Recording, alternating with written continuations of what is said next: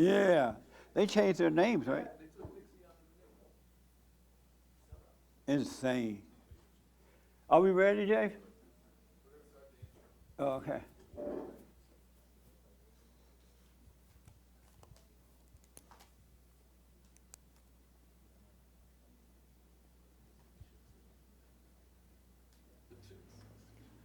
Nick, what's the phone number?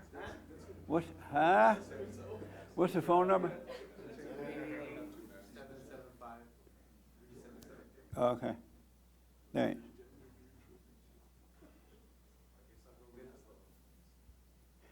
Have Nick get the phone.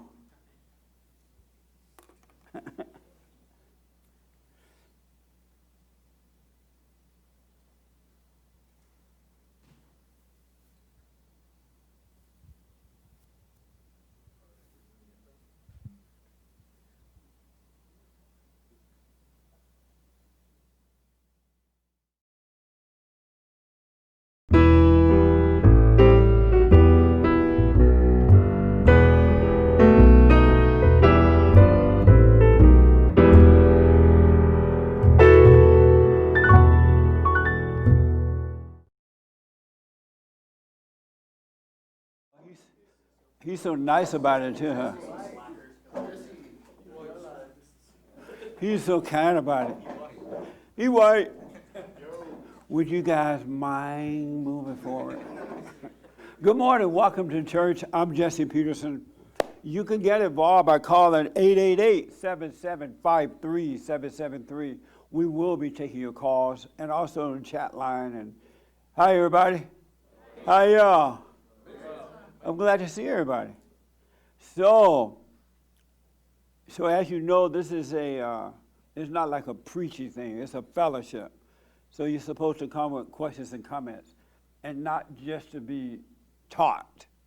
You don't want to be taught, all right? So let me add, I do have one question. Let me start here. I want to know, what do you think about, how do you feel about what's going on right now in the world? I see that there's a bunch of confusion, a bunch of chaos.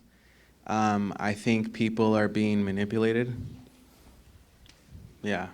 Are you afraid at all? For the future? You're afraid for the future? Yes. In what way?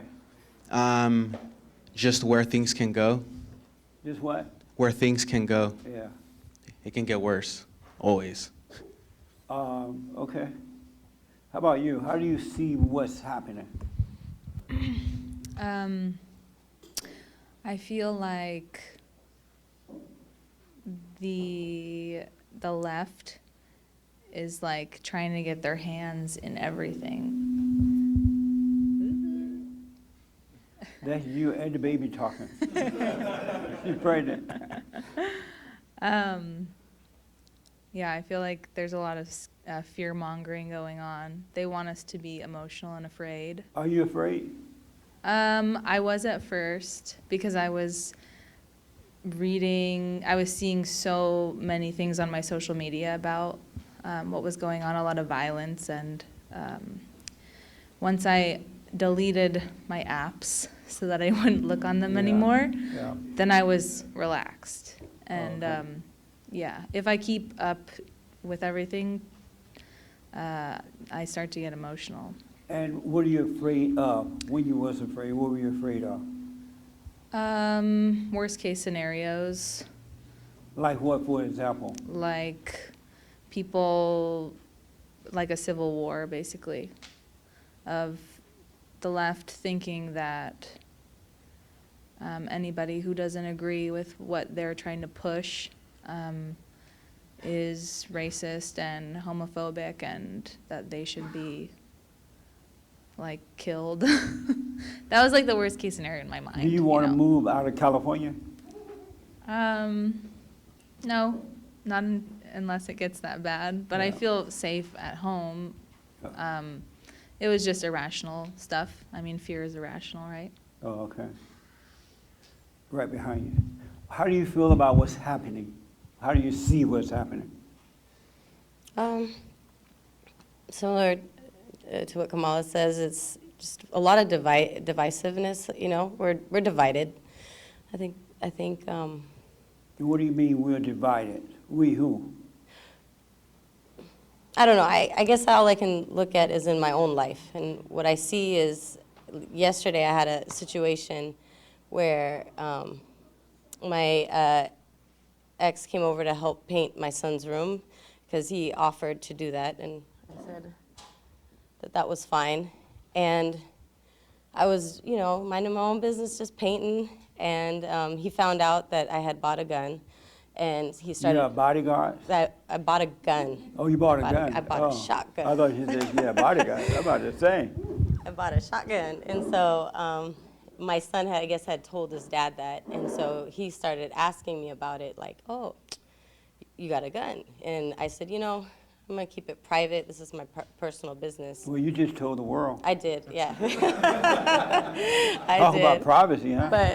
But my point is that, you know, I just didn't really want to have you that want conversation. to give out your address? Sure, No, why not? don't give out your address. Right, yeah.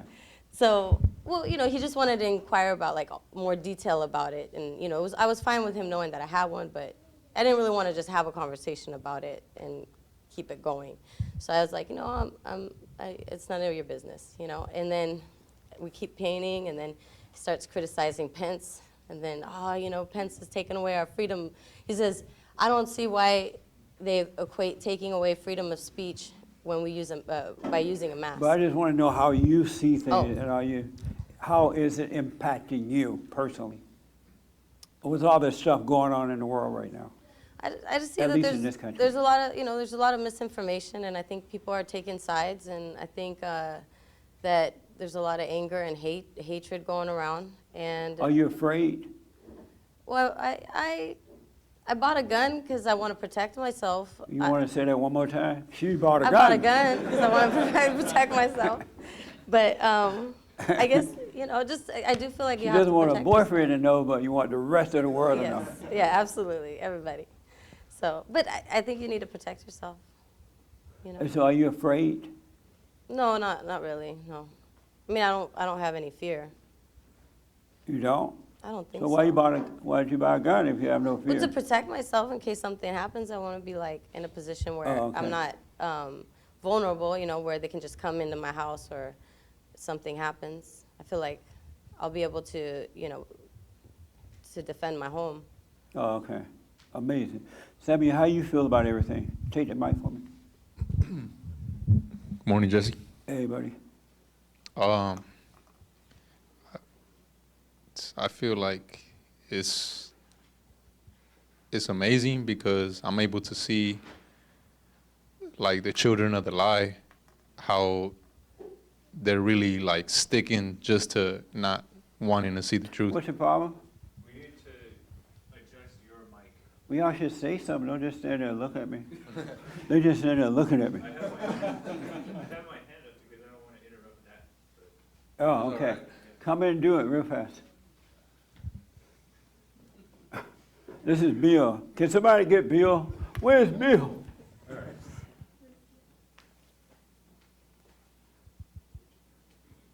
He is turning me on. Amazing. Why y'all laughing? It just means the mic.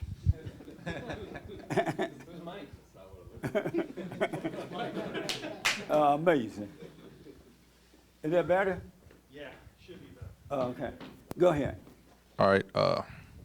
Yeah, I was just saying that it's amazing to see how the children of the lie, they're like, now that I can see, I'm seeing how they like go around and live their life in the world. It's like they don't want to see the truth at all. Are you afraid? No, I'm not. And why not?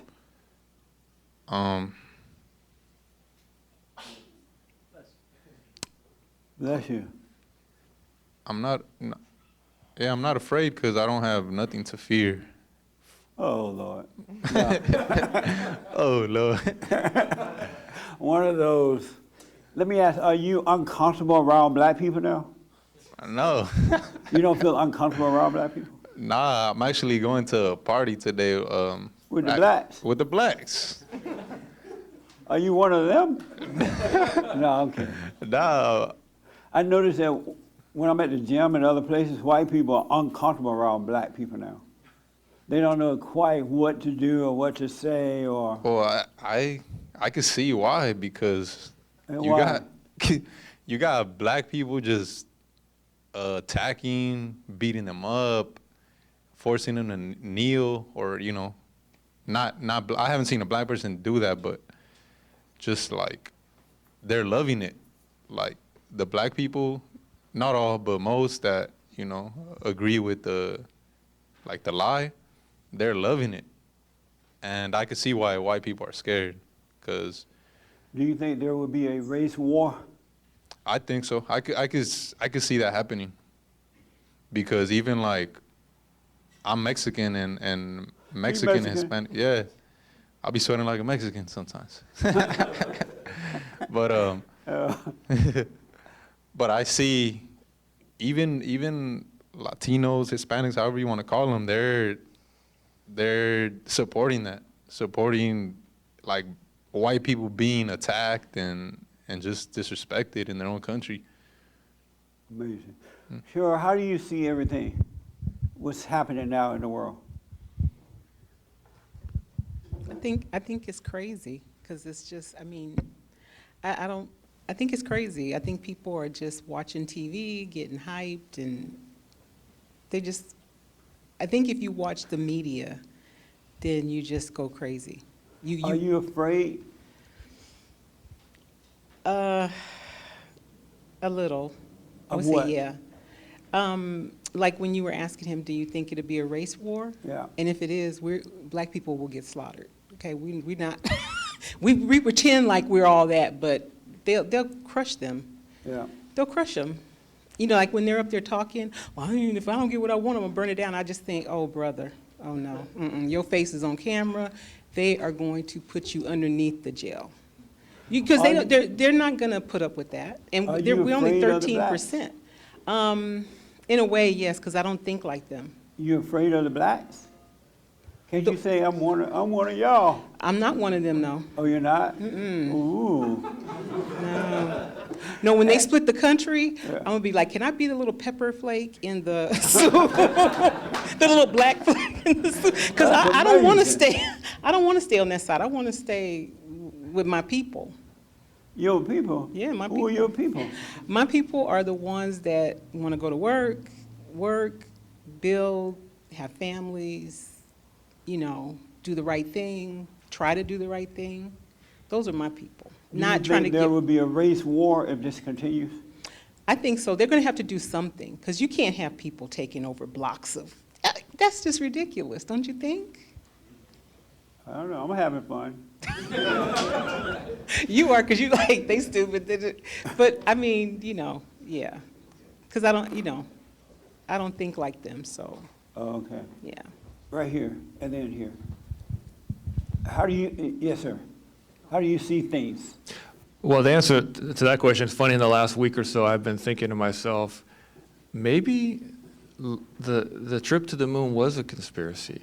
Maybe what? The trip to the moon. It's never crossed my mind, but now it's just something this big that the media can push it in a direction of falsehood. I'm prompted to think about whether and look at what. I mean, I don't really care whether the moon really happened or not, whether we went there or not, but it just crossed my mind. So, answer to the question about fear. The Lord's in control, so I don't have much fear in my life. My concern from pretty much the first week this started was around all of the side effects of the lockdown from a standpoint of the recession, which was pretty much guaranteed from the moment this started, and the effect on society that comes out of recession, people losing jobs and more depression, more suicide, et cetera, and all the other mental issues that mental health issues, that come along with that. They come along with isolation, which is obviously a technique used in prison. So the Are fact you that afraid for your life? no, I'm not When afraid you for see my life. black people, do you like I you get put your hand in your concerned. pocket and pretend you have a gun?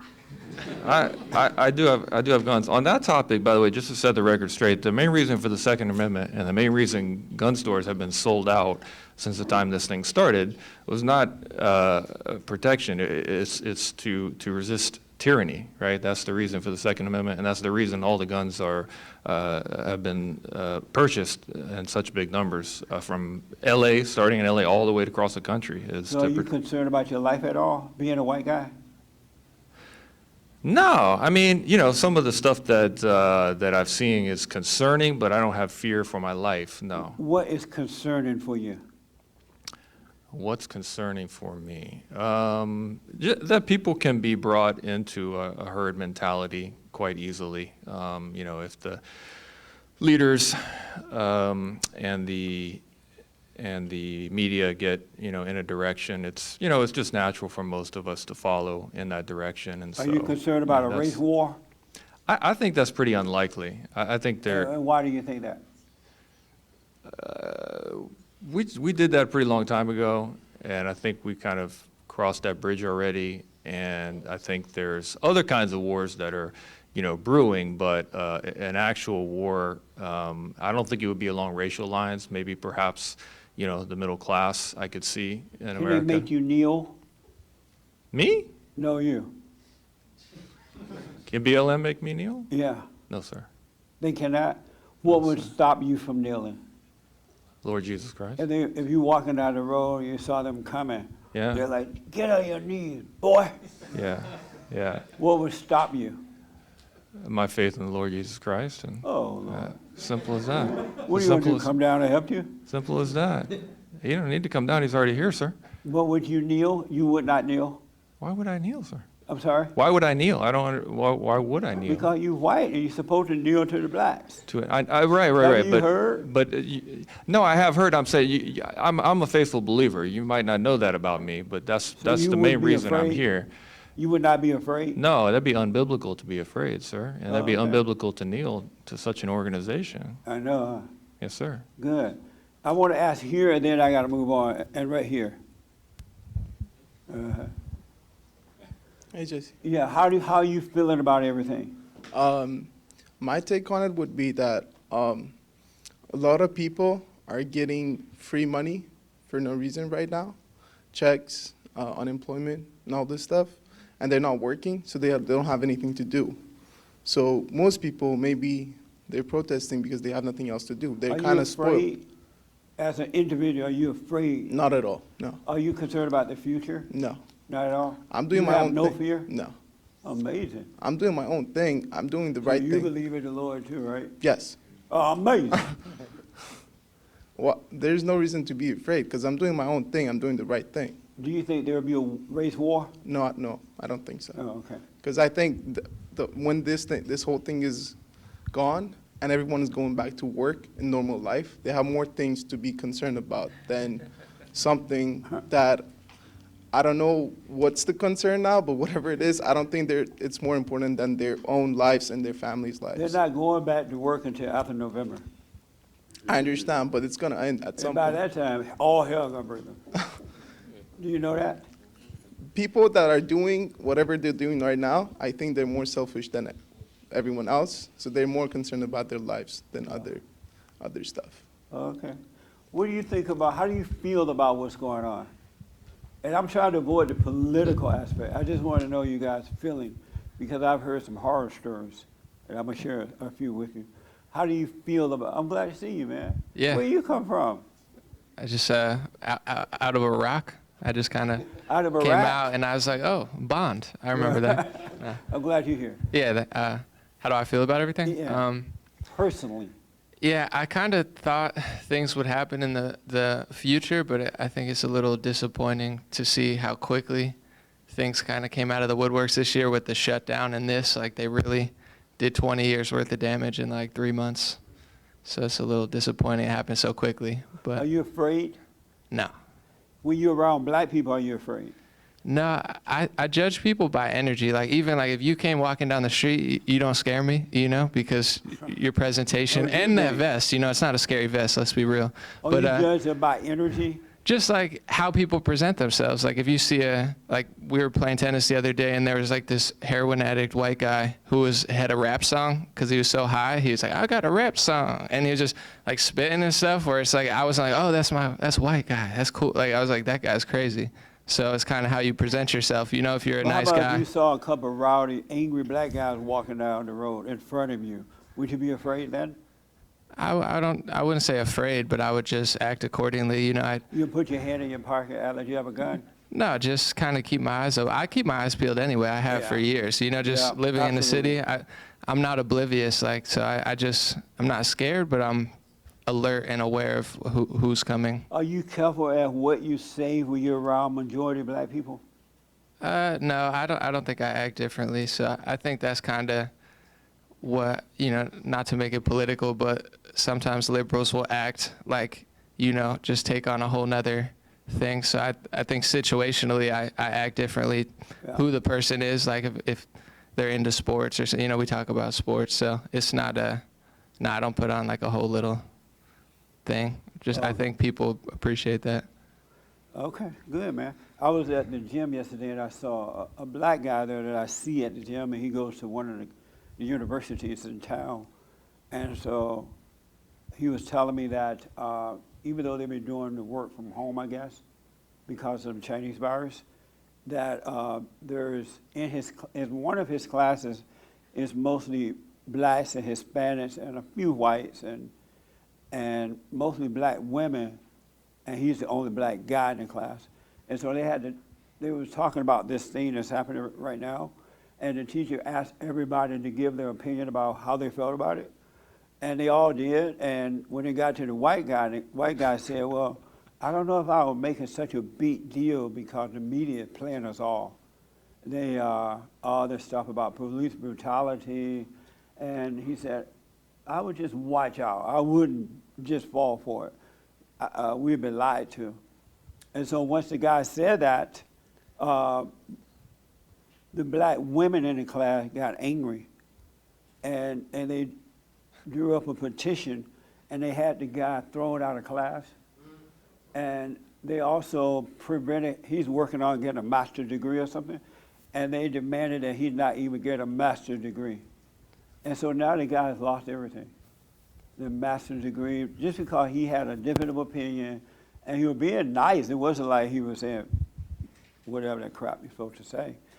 And so that's why I wonder how you guys and ladies are feeling about this stuff, because you can't let anything be so important to you that, you know, they can have the master, I don't care. But the black guy, he felt so badly for the white guy that was thrown out of the class and thrown out of university that he wrote a letter to the administration saying that this is wrong. This guy has a freedom of speech. He didn't do anything wrong. And so I want to say we got to start standing up for one another. When you see this stuff happen, you got to start standing up, because if you don't stand up, they're going to get worse rather than better. So if they take your job or your whatever, there are ways to file lawsuits, and there are things. You got to start fighting back. And that way they'll see you're not just going to take it. Otherwise, it's not going to end. When they know you're afraid, it's just not going to end. That makes sense? So I know a lot of people are afraid to speak up because they're afraid of losing something. But don't be afraid. All right? Yeah, sounds good. I wanted to say with the race war question you're asking everybody, Yeah. obviously, you know, demographics play a part in how people feel based on race. You can see patterns, you know, as far as majority, minority in thought process. But I think it really will be ideological, where you see, you know, in the streets and stuff, a lot of protesters are black and there's Hispanic, but there's also a lot of white people where it's like an ideological shift in this country of people who self-accountability, want a safe environment for their family and want to work, and then people who just want to destroy or think they're owed something, or hate you based on characteristics you can't control, while telling you that you're doing that when you're not doing that. Yeah. So I think that's going to be, like you said, people have to stand up for themselves, and too many people are afraid, but I don't think it's going to ever get easier, and they're going to wish they said something now as opposed to like 5 years of letting these, That's right. you know, Marxist-minded people keep pushing. I remember, and then any other personal, of course, stuff you're dealing with in your life, we can start dealing with that too. But I remember when I was a beta male, and I was working at this job, and my boss, who happened to be a lady, she was like really mean, and I think she was a lesbian too, because she looked like a lesbian, a big fat white woman. And she used to mess with me all the time, so I thought, I'm going to get her. But I knew if I did it in front of anyone, I would get fired, right?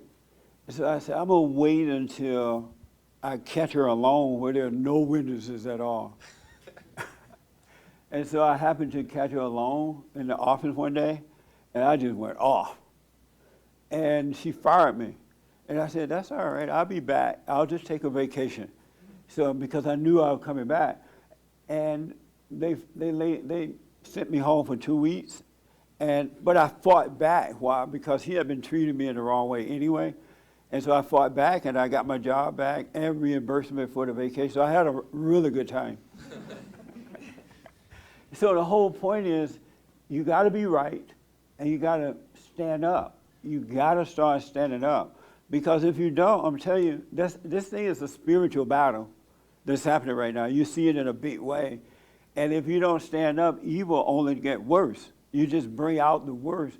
That's why you have to deal with it in your own personal life, because if you don't overcome it in your own personal life, it'll destroy you as well. You'll end up on drugs and alcohol and children out of wedlock and 4 or 5 marriages, living together, sex. It would become a mess. So you have to deal with it within yourself, and you got to deal with it within the world. And if you don't have that anger, you're going to always win, especially if you're right. Now, if you're doing wrong, you're not going to win. But if you know you're doing right, you're going to win. God is with you. As you were saying, God is with you. He really is. So you got to make sure you're on the right side. But you can no longer be afraid. I'm looking at white people, they're afraid to even look at blacks now. When they see you drive down the road or at the gym, if you go to get on the machine and the white person's on the machine, they're like, oh, I'm sorry, sir, I should be off in a minute. I'm like, we can work together. You do a set and I'll do a set. Oh, you're so nice, I wish everybody was like that. Don't be afraid, folks, really. God is with you. Don't be afraid. Victoria, how are you feeling about all this? Are you afraid of the blacks?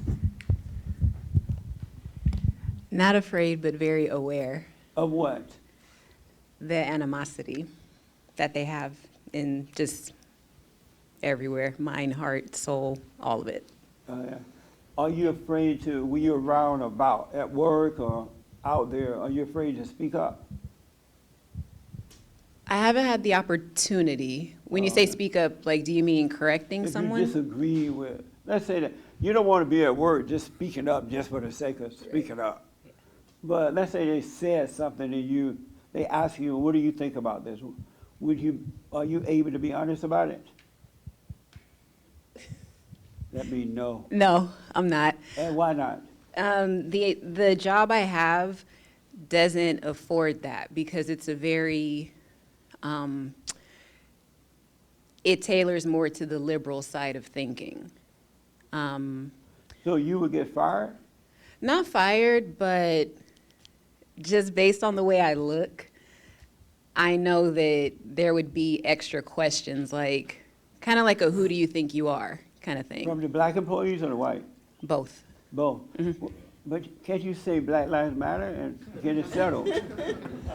Actually, no. Like what they did this week, I got an email, because I work at home, so I got an email that had like rainbow.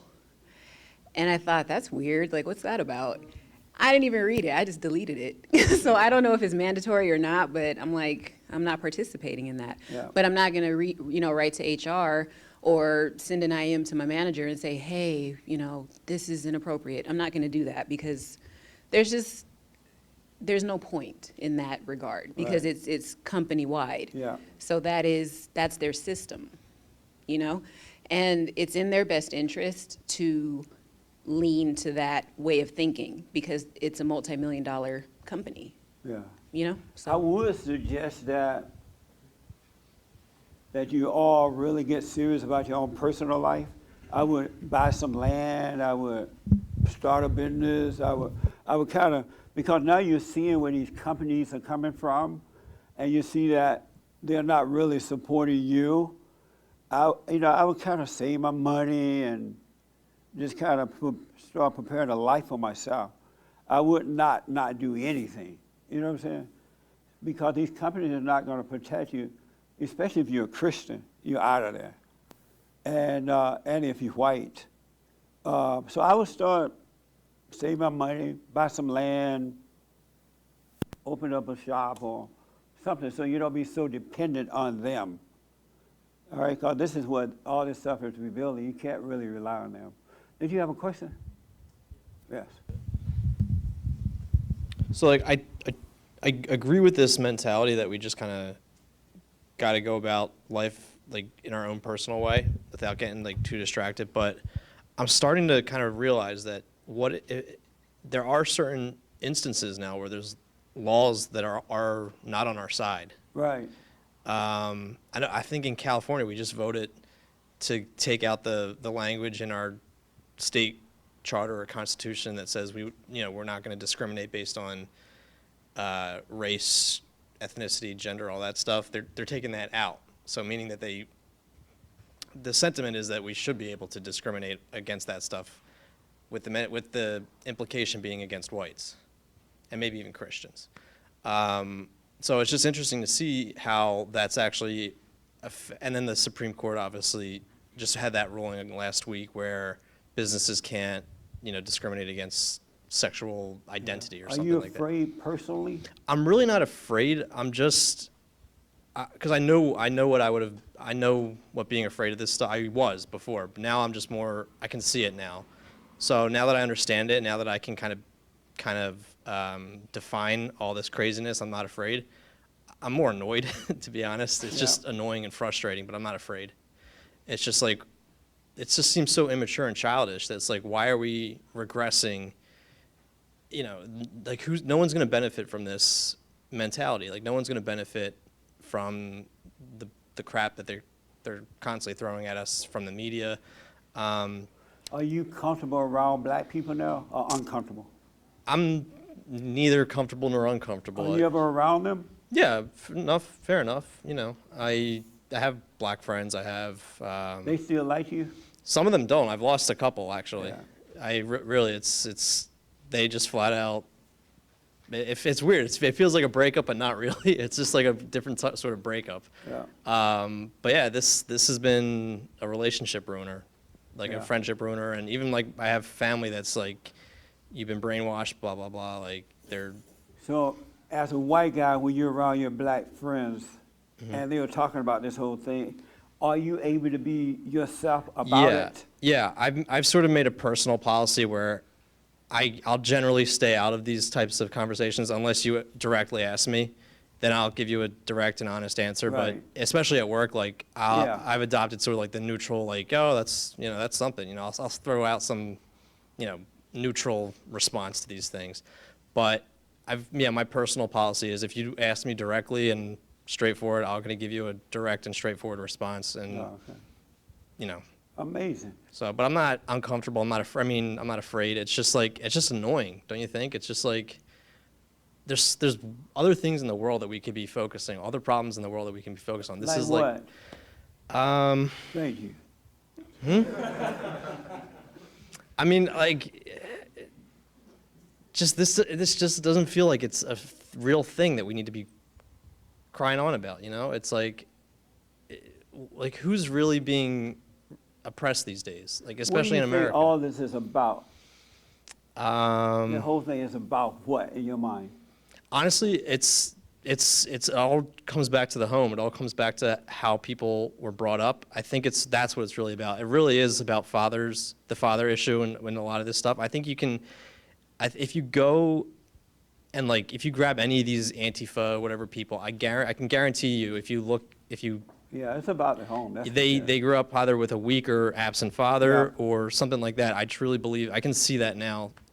Having looked at all this stuff, I think that's really it. And no one's going to talk about it. You hear every now and then, like if one of those talking head shows, you hear every now and then that fatherlessness thing thrown out there, but it's never really explored the way it should be. And I think that really is the bedrock of all this craziness, is that there are either weak or absent fathers in the home. Not just, and I know, it's a issue specifically with the black community, but it's really across the board at this point. It's like you can just find anyone that's just so emotional about this stuff. I can guarantee you can just say, where was your father when you were growing up?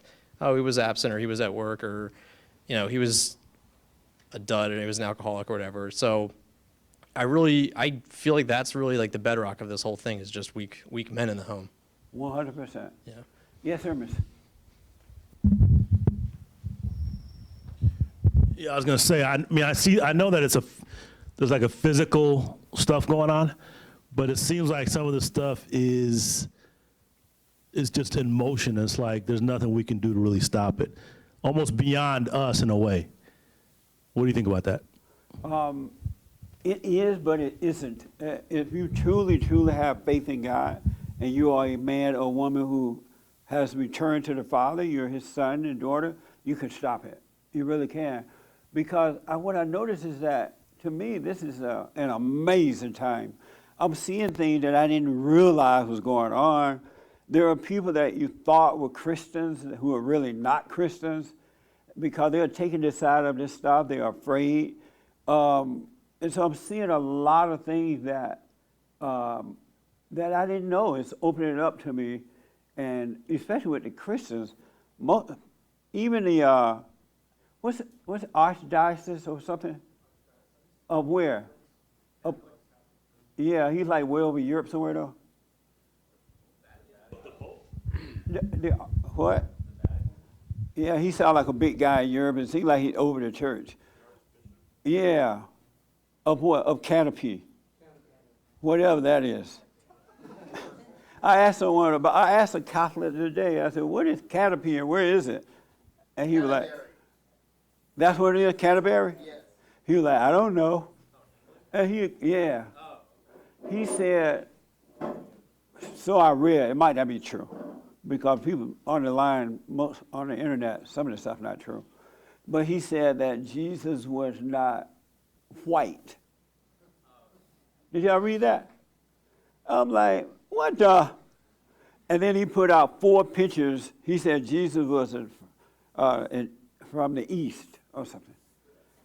And he put out 4 pictures of black Jesus. And I'm like, this man is not of God.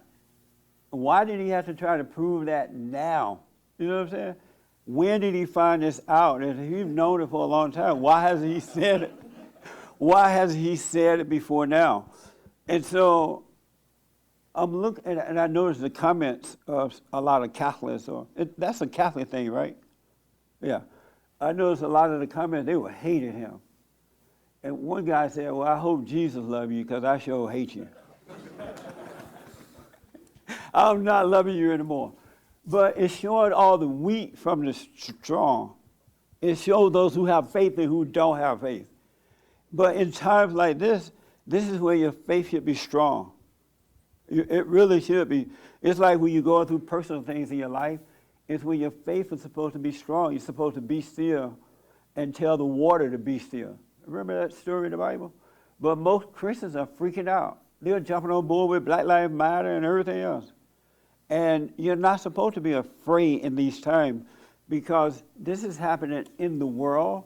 It's not really happening to you as a son or a daughter of God. I don't know what tomorrow's going to bring or what, but I don't feel like it's happening to me. It's like I'm watching a crazy movie.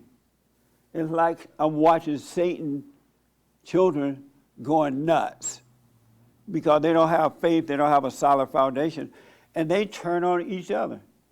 You know, they don't even like each other. They go black and brown, and then once they get on a corner, the black and brown people fight one another. And so don't be afraid. Watch what's going on. Don't listen to anything that Satan has to tell you about it. And you're going to see great things happening. And as far as speaking up, if the Christians were to speak up, this thing will end just like that. If real Christians spoke up, it would end. but they're afraid to speak up. They're afraid to get involved. And that's why it's lasting as long as it is lasting, because greater is he that's in us than he that's in the world. But you must be born again to know that.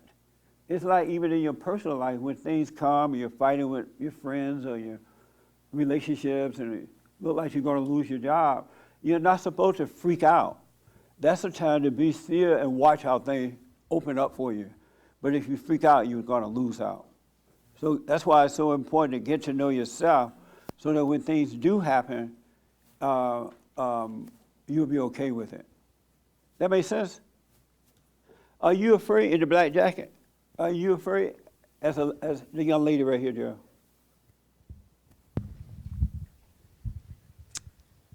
As No. a white woman, are you afraid at all? No. And why not? I think a lot of what you just said, I have a hope that's bigger than the world. Yeah. So that's what my foundation's in, and that's how I want to share that hope with people. I want them to know that they can have it too. They don't have to be afraid, or so Right on. that's what I try to base my, it's not easy to base my life in that, and sometimes fear does want to come, but that's what I try to have my And foundation. what would bring fear on at times when you sometimes want to feel it? What causes it? When I forget what my hope is, Yeah, when you take your eyes off yourself. Don't listen to Satan about any of this, because God will show you what's happening real deal, and then you will also see what to do. So when Satan try to feed you doubts or afraid, let it pass. It's not of God. Any questions about anything? No? Okay. Yes, James.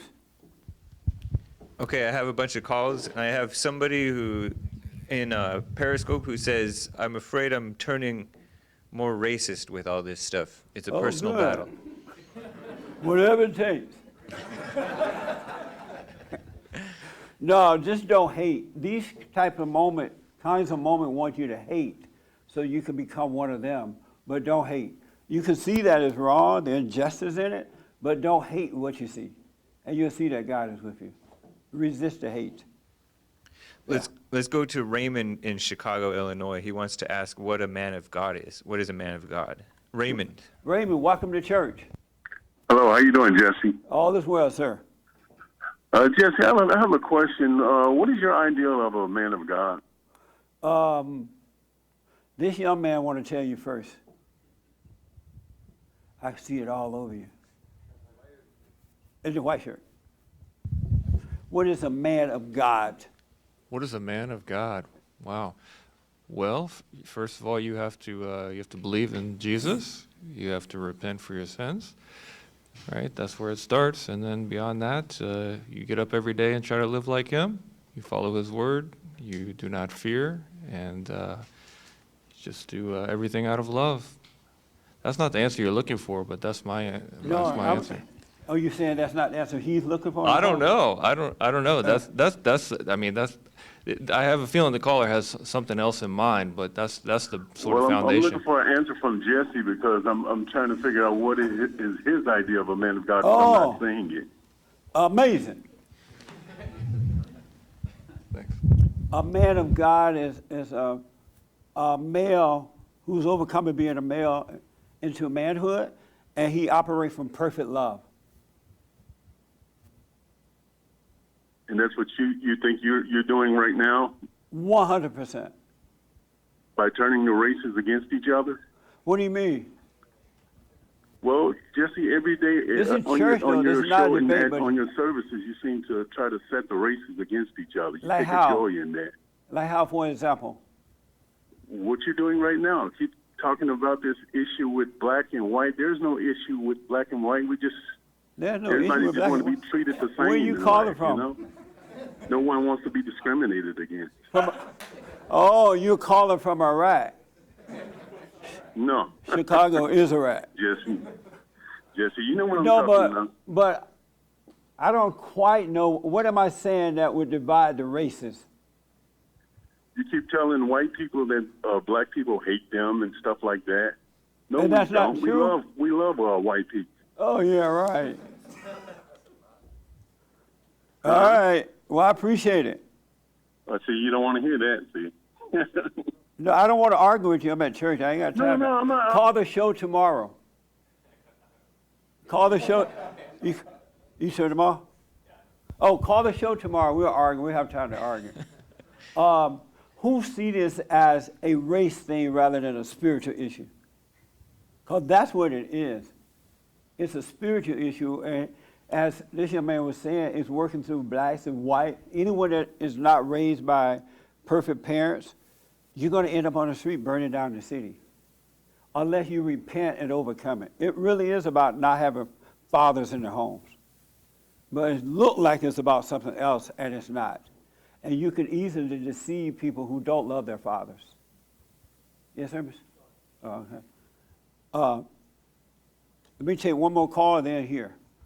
Let's get to Kurt in Houston, Texas. He wants to talk about the biblical question. Okay. Kurt. Hey, Kurt, welcome to church. I can't stop calling you, man. You know what I'm saying? You're addicted. I'm like black coffee. Man, I called in today because, you know, they pushing the race war out here. You know what I'm saying? And don't let no white woman tell you she's not scared. We all know women are scared about a bunch of things. I know they don't want to hear that, but that's just the truth. You know what I'm saying? We men. We don't get like that. You know, I'm a man of God. You know what I'm saying? I obey the commandments. I try to I turn from my sins and all this other stuff. But I don't fear nothing but God. All right. All right. I ain't got no remorse for no other race. Ain't no media people gonna put me in some kind of fear, like putting on some face mask all day. It'd be a cold day in hell before I put a mask on. I want everybody to know that. Thanks, man. I appreciate it. I got to move on because of Jesse, time here. One more. Thank you. Any other questions? How many? And we have new people today? Oh, yes. So I want to deal with the other issues that you came here to deal with as well, right? Not just this stuff. I just don't. I'm talking to a lot of people, and I don't want you to be afraid. I don't want you to listen to Satan with this. And it's not about the race. It's about good versus evil. And that's what you see happening here. It's about, I think that, the Lion leaders want a race war because they want power and wealth. It's not that they care about anyone. They don't care about black lives, white lives, Mexican life. They just care about the power that they gain from it and the money. All right. So, what hands I saw? Oh yeah. No, and I think I saw your hand, right? Okay, go ahead. Okay, so back to what we were discussing a second ago. When is the right time to actually speak up? Because there have been times where people will ask me for my input. Generally speaking, once I'm about 2 sentences in, I can tell that they've zoned out. So how does one know when you should let it go or if you should keep going with this person? Because I think sometimes when they hear the opposite of what they expected to hear, they shut down. But they're trying to be polite and continue talking, but you can tell they're zoned out. Well, if you live in the present where God is, He will guide you in all of that. You will know when to speak, when not to speak. You will know when to end the conversation, when not to end it. Don't pre-plan it at all because He's with you and He will guide you. And what Satan will try to do is bring you out of the present, thinking about the future or the false past and all that. So you will be off key with this stuff and you'll get destroyed. But if you stay in the present, don't get angry, just stay in the present. And when they look like they are not interested, you say, okay, fine, bye. It wouldn't be a big deal. But He will show you, I'm telling you, He will show you. But you gotta be in the present, otherwise Satan is showing you. If you're not on your own, you're either influenced by evil or you're influenced by good. So just live in the present and you will see when to and when not to. Okay, one last question. And this is more just for you personally. In your journey, when you were waking up, did you ever have those maybe moments where you just wanted to withdraw and just kind of get to know God or get closer to God? And so much so that you didn't really want to be in the world. Or if you have to go out and participate, it's like you're there, but you don't necessarily want to engage people or want to like go out of your way. Because I feel like in Los Angeles, it's a little different. It's like if you step outside, you're going to see a lot of stuff that can trigger you. Whether it's a person like wearing a mask or somebody saying something to you because you're not wearing a mask, or like for me this week, I noticed a lot of white people going out of their way to like make sure I see them saying hello. Yeah. And I feel for the whites. yeah, and I feel that's how I feel. But I don't pity I them. was literally working on this machine yesterday at the gym, and a white guy came up. He wanted to work on it, and I had like 4 more sets to do. That's a lot. And so he was afraid to say, "Hey, could I work in with you? Or how long will you be?" I looked back at him and I said, "Oh, you like to work in?" He's like, "Yeah, but I just wait." I was like, "Well, I got 4 more sets to do." I was doing 4 or 5 sets of 20s, and I said, "You can work. We can work together. I'll do my set, you do yours." And he was like, "Oh, that's so nice. I wish everybody was like this." And I'm like, "It's okay, man." We're at the gym. This is what we do. And so white people, don't be afraid, really. It's just black people. You need to tell the truth. Love them enough to be honest. Well, that's what I'm asking, because when I see that, again, it's like, okay, is Satan telling me that this person is doing If that? it's in your head, it's from Satan. Because I giggle, like inside I'm kind of like, oh my God, that is so funny. And I just kind of keep going on about my business because But don't judge the whites for that. Because, that's what I'm trying to figure out. Am I because judging they're under attack. or? They really are under attack. They're the most hated species on this side of heaven. And so they're not, they don't know, we all black. They don't know the nice ones from the bad ones. That is true. So you need to have some understanding about that. It's not personal. It's just that they are afraid nowadays. And this has been building up for years. So don't judge them. Okay. All right? Don't walk up to them and go, boom. No. All right? And then, okay, and I'll Can say you see this. Victoria doing that, Joya? Yeah. Whatever. But no, that's the thing too. And I'm not gonna say that because I think I've said it in the past that like I'm a docile black person.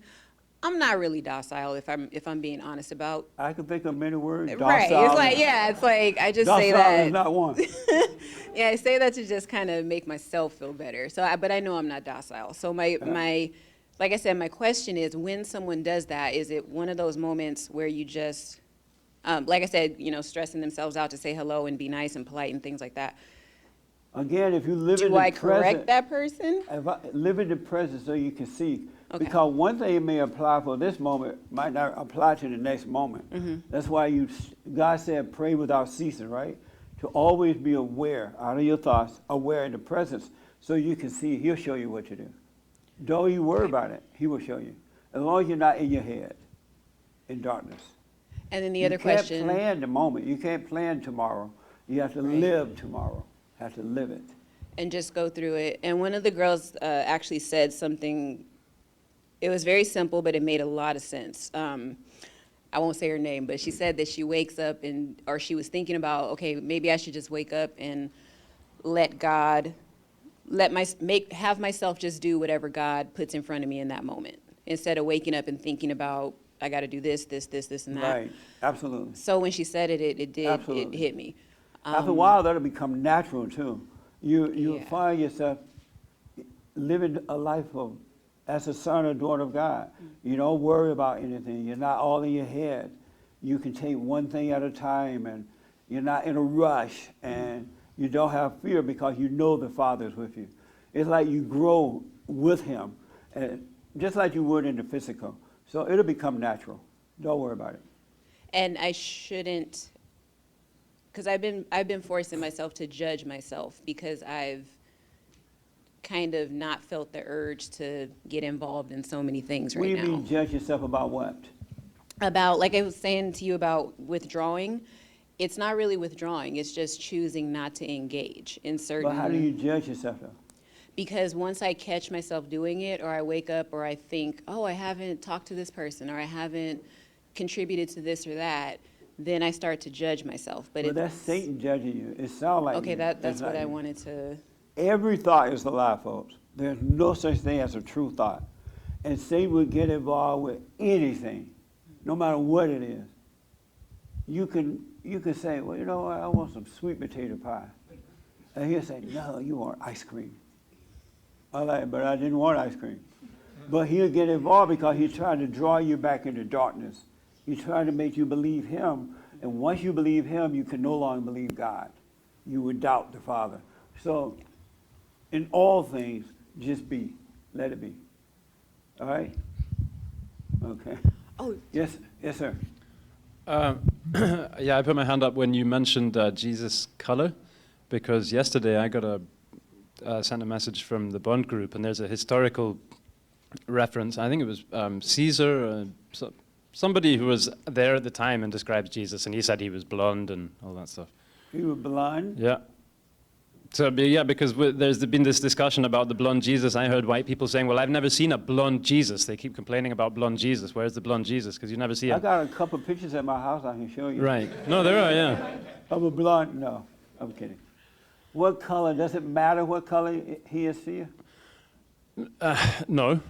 I mean, it's interesting to me that if we have a historical record, why aren't people paying attention to the historical record? And what color is the historical record? Well, apparently white, if he's blonde. Oh. Racist. I never thought of Jesus being white. Me I neither. just thought of him as being a Jew. Right. But he Because wasn't a Jew either. When I was growing He was up, a Galilean. they never said he was white. They said he was a Jew. So when I saw a white picture of Jesus, I just thought he was a Jew, white Jesus. But I didn't think of it as a white person. Right. Because we was told he was a Jew. Right. I just saw that part. You know, I saw that he was white, but I just thought he was a white Jew. Yeah, Am and it's I a wrong minor by- point. I didn't want to make a big deal out of it. I Yeah, just thought it okay. was interesting. All right. And then well, I put my hand up again when you mentioned the question about races. And I agree with you that it's a spiritual battle, but then why has race become the, I want to say Because linchpin? that's what That's probably Satan it. used in order to get you angry and destroy you. Make you fight with one another, make you doubt God. And he wants the physical. He doesn't want you to pay attention within. He wants you to pay attention without. And that's why. And the children of the lie fall for it. Do you think that because I think, for example, that there are differences between the races, and it's interesting to me. It's always been kind of interesting to me. We'll call the show tomorrow. We'll talk. Oh, about okay. it. Yeah. All right. All right. All right.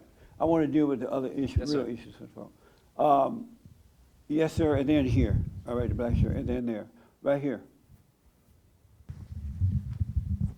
So I wanted to ask one question and then one comment. So the question is, I wasn't born in the United States, but I moved here like 5 years ago. Right. But I was talking to my dad actually, and I always talk to my dad and I tell him like, this is not politics, but I told him like I like Trump and I'm gonna vote for Trump. And then he was like, yeah, you love him because you feel like United States is your country, and because Trump. I'm not getting into politics. Yeah, I don't want to. We do politics on No, the radio, it's so not I about wanna deal politics. with- Yeah, it's not about politics. I'm just saying, like, I was thinking about it. I'm like, and I got confused about, because I feel more like United States is my country more than Iran, where I'm from. But I was born there and raised there for 18 years, then I moved here. But my whole life is in the United States, Right. and I just feel like more connected to United States Absolutely. instead of. So I'm just a little bit confused, and I wanted to know what should I do about this confusion? Because I think. But you're right. You're born. I mean, you're a citizen here now. Right? Yes, I'm So a this citizen. is your home. But This is home. But sometimes I feel like guilty. But you listen to Satan. You have no reason to be guilty. Because what happened is, when we were born in a culture of people, they teach us all this crap about we're this and we're that and we're this and we're that, right?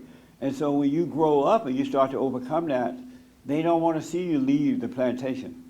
Mhm. They don't want to see that. They want every soul to stay on the plantation. And so they try to make you feel guilty. Don't fall for it. Mm-hmm. All right? Yeah. So And this is your country. And one comment that I wanted to say about the color of Jesus, it's just like, it just doesn't make sense to me, because even Bible says it's within you. So whatever race you are, just think of it that Jesus is your color. It doesn't really matter because it wasn't. When you're born again of God, you're not into the color thing anyway. It wasn't an issue and all before. that disappeared. It wasn't an issue when Jesus was there. It was an issue, so it's not an issue for. I don't think that should be an issue for Absolutely. the color of the. I totally agree. Let me Thank take you. with the black shirt and then here. Hi, Jesse. It's nice to see you. I've been listening to you a couple of years, and This is your first time? This is my first time. Oh, yeah. welcome, man. Yeah, thank How you. did you hear about us? Just like I said, I've been listening to you for a couple of years. I think one of the first videos I saw you was your Fallen State interview with Tariq Nasheed. Oh, I yes. think that was one of the first Yeah. things I saw. But anyway, I really appreciate kind of your focus on just making decisions within your own life Yes. rather than having a macro issue. So for example, like, I was what I felt unfairly terminated from a job at one point in my life, and that led me to start my own business, which Right on. ended up working out better. Yes. But that was just something it didn't make the news, it didn't make the headlines. Now everybody's focusing on these macro issues, right? And and then when you fight back about having kind of discernment on, what battles do you fight back, or what's the appropriate place and time? I think a lot of people have that issue at their workplace when they want to speak up, but it's just not the right forum, and Right. it's not going to lead to anywhere. But then, for example, like my homeowners association, right? I feel like they don't like me for whatever reason, right? Yeah. I don't infer the intent on them, but like they always threaten to fine me or say something like that, and they just keep doing it. And then I go and I read the rules and stuff, and I said, look, the rules don't say it. I fight back, and then they back off, Yes. right? And it's just these small things. They're small because they really don't affect anybody. You don't hear about the news. It's not Yeah. interesting, but they really teach you things. And I think it just, what I appreciate when you tell people is, the kingdom is within, the Yeah. kingdom of God is within. You can find peace from within, and the world is just going to get you off that peace. Absolutely. Yeah. I noticed that, in the Bible it says that greater is he that's in you than he that's in the world. Well, when you live from within, it's going to be amazing what happens. And look like issues that you should have been defeated in, you'll find yourself overcoming them because you're operating with perfect love. That's why you must be born again of the Spirit.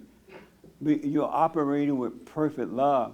But if you have not been born again of the Spirit and you're still of the flesh, meaning that you have not overcome your mother, then you're going to lose because you're going to have the wrong mindset about it. You're going to be emotional about it. You're going to have fear about it. But when you're born again of the Spirit, you have no fear. And you would see that greater is he that's in you than he that's in the world. You worry about nothing. And you don't try to prove anything to anyone. It's like you just be and the Father operate through you. So when you're going through situations like that and you haven't done anything wrong, you do see how to deal with it. And the enemy is really afraid of you. And he doesn't even know why. But he's afraid. It's that spirit that's in you, which is of God. You're absolutely right. So just don't hate. Don't get angry. You cannot lose. And if you need to move, it'll just work out. It's like magic. It's better than the word magic, but it'll just work out. It'll blow your mind. Are you over your anger? I believe so. It's been, my mother passed away, and I forgave her before she passed away. Did you tell her that? Yeah, I Oh, said yeah. I forgive you for resenting you. I was angry. You shouldn't have done that. I was filling her car at a gas station, and she said okay. Did you, how about your father? Have you returned to your father? Yeah, me and my father have all, when my parents split, he Yeah. got full custody of me. Right on. And he let me, he fought for me. and I appreciate it. He raised me to be, I think, a man and stand up for Right myself on, and man. things like that. Yeah. Amazing. Yeah. Well, I'm glad you're here. Any other questions? Just comment? how, when you have a conflict about what, like, maybe you've held a belief for a long time, and somebody presents to you kind of new information, Yes. and it challenges your belief, and, you know, how do you, sometimes maybe a person's pride stops them from looking at things with a more open mind. How do you kind of, how do you just counter the effects of that, let's say? Are you asking if the person disagree or if you? Me. Oh, stay out of your head. Yeah. Really? Because that's what Satan does. He will bring things to throw you off, to bring you back into darkness. If it's coming out of your imagination, let it pass.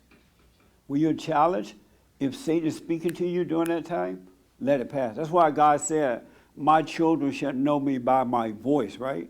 And so he's going to guide you, but Satan's trying to bring you back by confusing you, making you doubt something. If once you know that that's the voice of Satan, you have nothing else to worry about. He will take care of you. God will. So just doubt it. Let it pass. Don't argue about it, but don't get angry, but don't believe it if it's coming from Satan. All right? Just don't believe it. And God will reveal to you. And if you're not for sure, wait and see. It will be revealed. God loves us more than words can ever imagine. There's no words to how much he loves us. So he'll take care of us.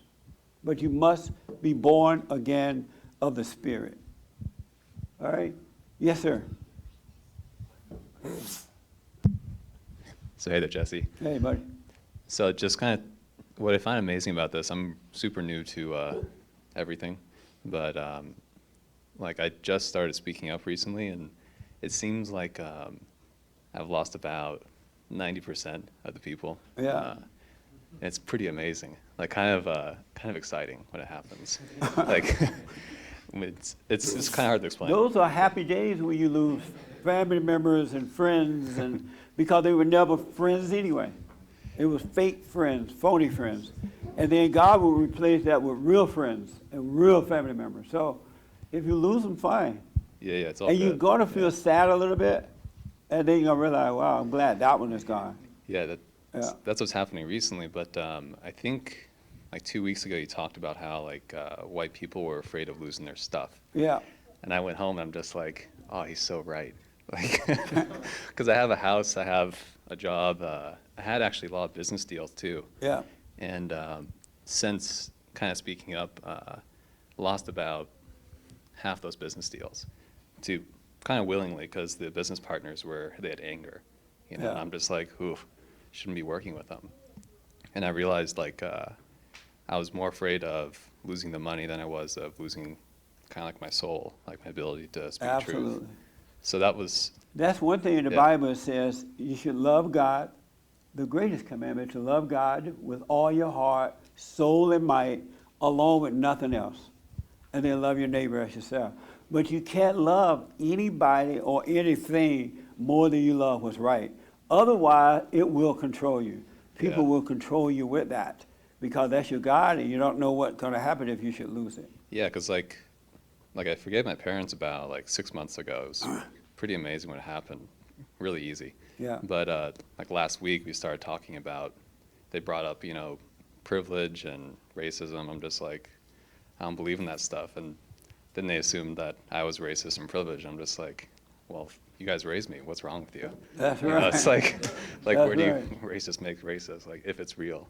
Amazing. So I'm just kind of joking with them, but they're like losing their mind about it. But the other thing too, kind of like what Victoria mentioned, there's times where people would, one of my business partners, just Asian guy, would just rail about white people, and I wouldn't speak up because I was believing the thoughts that, you know, he's gonna punch me over the phone or something.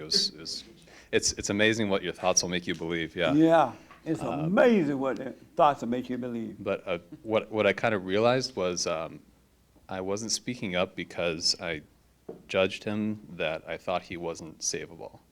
I was assuming that Right. that like, oh, he's gone, so I don't need to speak up. But that's me believing the thoughts about that. That's right. You know, so when you actually do speak up, yeah, it's kind of interesting. You know, there's a time and place. You know, you don't go to work and just start sending emails to everybody with the BLM, you know, Right. rules and guidelines. But There's a time for yeah, everything. like our corporate companies send out stuff about how they're going to support it. And then you just send an email back saying, here's what they believe. Do you agree with that? And if you do, then I got to go. You know, it's nothing personal. Right on. And then they panic, you know, so. Amazing. So anyways, yeah, that's just some basic stories on my side. But it's just amazing now, like I actually have a lot more friends. It's like I lost 90% of the people, but now I'm like, there's a lot of friends now. And you the know? 90% that you lost were fake friends. Yeah. They were not real. And the kind of benefit too now is I'm doing my own startup now too on the side. But kind of Right we talk on. about diversify. Yeah. And just taking a day at a time, you know, it's just really cool to have a company, you know, and do it. So that's how you should live life. It feels like I'm a kid again. Right You know, on, it's man. a lot more fun. Amazing. So anyways, just a testament to what you're talking about. I love that. Thank you. I was at, did you have your hand? Yeah. Oh, and then over there. I was, yesterday I wore this shirt that said, "You a beta male." Have you seen that shirt? And so this black guy, big, buff black guy, he was like, "Well, Jesse, what does that mean? You're a beta male." I said, "It means that you're weak. You shouldn't be weak." And he was like, "Well, I'm not weak." I said, "Oh, okay, fine." And so I asked, "Do you have anger?" He's like, "Yeah." I said, "You're a beta male." He's like, "There you go." I said, "Any man that has anger is a woman." How many men have anger in here? Look at all the women. Did you know that any man that has anger is a woman? And so you don't mind being a woman? No, I mind it. That makes me angry. No, that's why you must be born again from the woman to the man, to God. All right? So you can overcome the anger. You got to overcome it. Yes. Oh, where? Yes, sir. Hi, Jesse. So, question. Is this your first time? This is my second time here, actually. Right on. So, how do you deal with friends and family who have fallen into fear, basically fear of the virus or fear of the racial issues that's going on? How do you deal with them? How do you soothe them or calm them down or bring them to your side? You just tell them the truth. Don't judge them. Tell them the truth. And if they don't want to hear, just tell them to suffer. Suffer and die. Because there's nothing you can do about it. Fear is not of God, and they don't want to hear, they want to be afraid. Really nothing you can do about it. And so I always tell them, you know what, suffer and die. I can't help you. It's up to you. Even God will let them suffer and die. He made the way. If they don't want to accept the way, he just wake up in the morning, he and Jesus, his son, and they're like, "Oh, I want some coffee." Turn the TV on so they can watch the world. And if you don't take that straight and narrow path, and most people won't, he's just like, "Oh, look, Jesus." They're like, "Oh, yeah, Dad." Suffer and die. Really, there's only a few people going to take that straight and narrow path, and there's nothing you can do about it. Thank you, Jesse. Tell them, you know, you need to overcome your anger. You can point the way for them, because as you were saying, down the road, they may think about that. "Oh, I remember he said I have to forgive," or "I need to do this." And some people, under duress like that, they will cry out to God, because some people have hard heads. But there's nothing you can do, man. Even with your own kids, if they don't want to hear, they just have to suffer and die. You cannot be afraid to be honest just because they don't like it. All right? Okay. Thank you. All right. Did I get to? Oh, yeah, right here. Did you have your hand? Right here, yeah. I was just curious, where do you see Los Angeles going in the next 10 years, and then where do you see the country going in the That's next a 10 really years? good question, man, because I'm looking for a building. Now we're back out there looking, but I don't know what's going to happen now, because then they say we have to wear masks again, and they're shutting the beach down again, and they're tripping, right? And so I'm just taking it one day at a time. And like I was telling Victoria, you have to stay in the present, because if you don't know what's going to happen, it's best to know that you don't know rather than make up something. Because Satan will tell you, oh, they're going to burn down California in 10 years, there will be nothing. And you'll end up moving, and then once you move, you'll regret that you did it, because you did it before time, or you didn't have to do it at all. So just leave it as, I don't know, because we don't know what tomorrow's going to bring. And just have a wait and see attitude. So I'm still looking for the building, and I don't want to move in the hood, and I won't move in the hood and all that. But I'm still looking, taking one day at a time, because I know God is with me. And if He need me to move somewhere else, He will show me. Yeah, that's a good answer.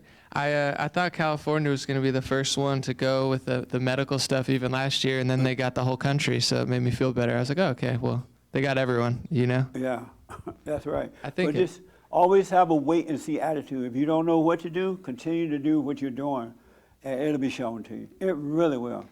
Thank you. All right. He's had his hand up for a while, too. I don't know. Who's that? Right here, yeah. You being his mama?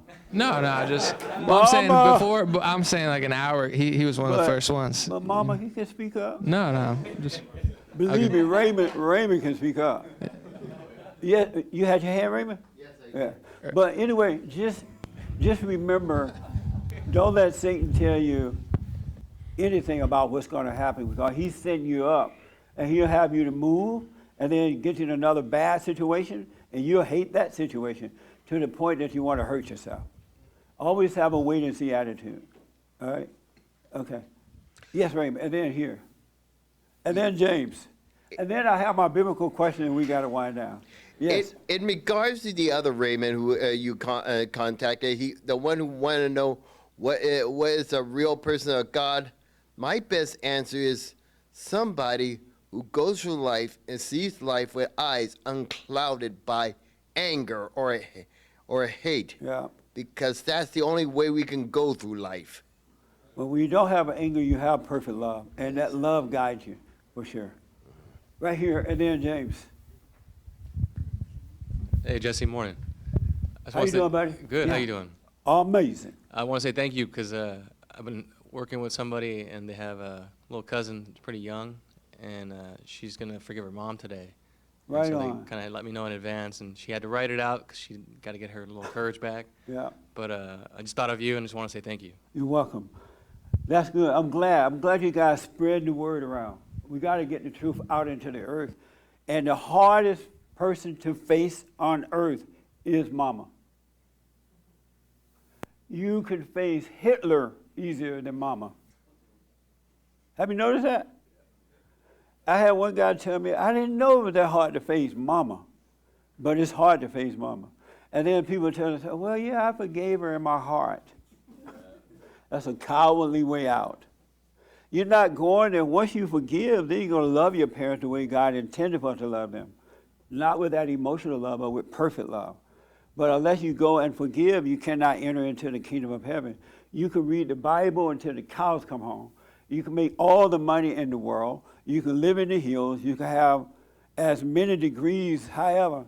But if you don't forgive, you're not going to enter into the kingdom of heaven.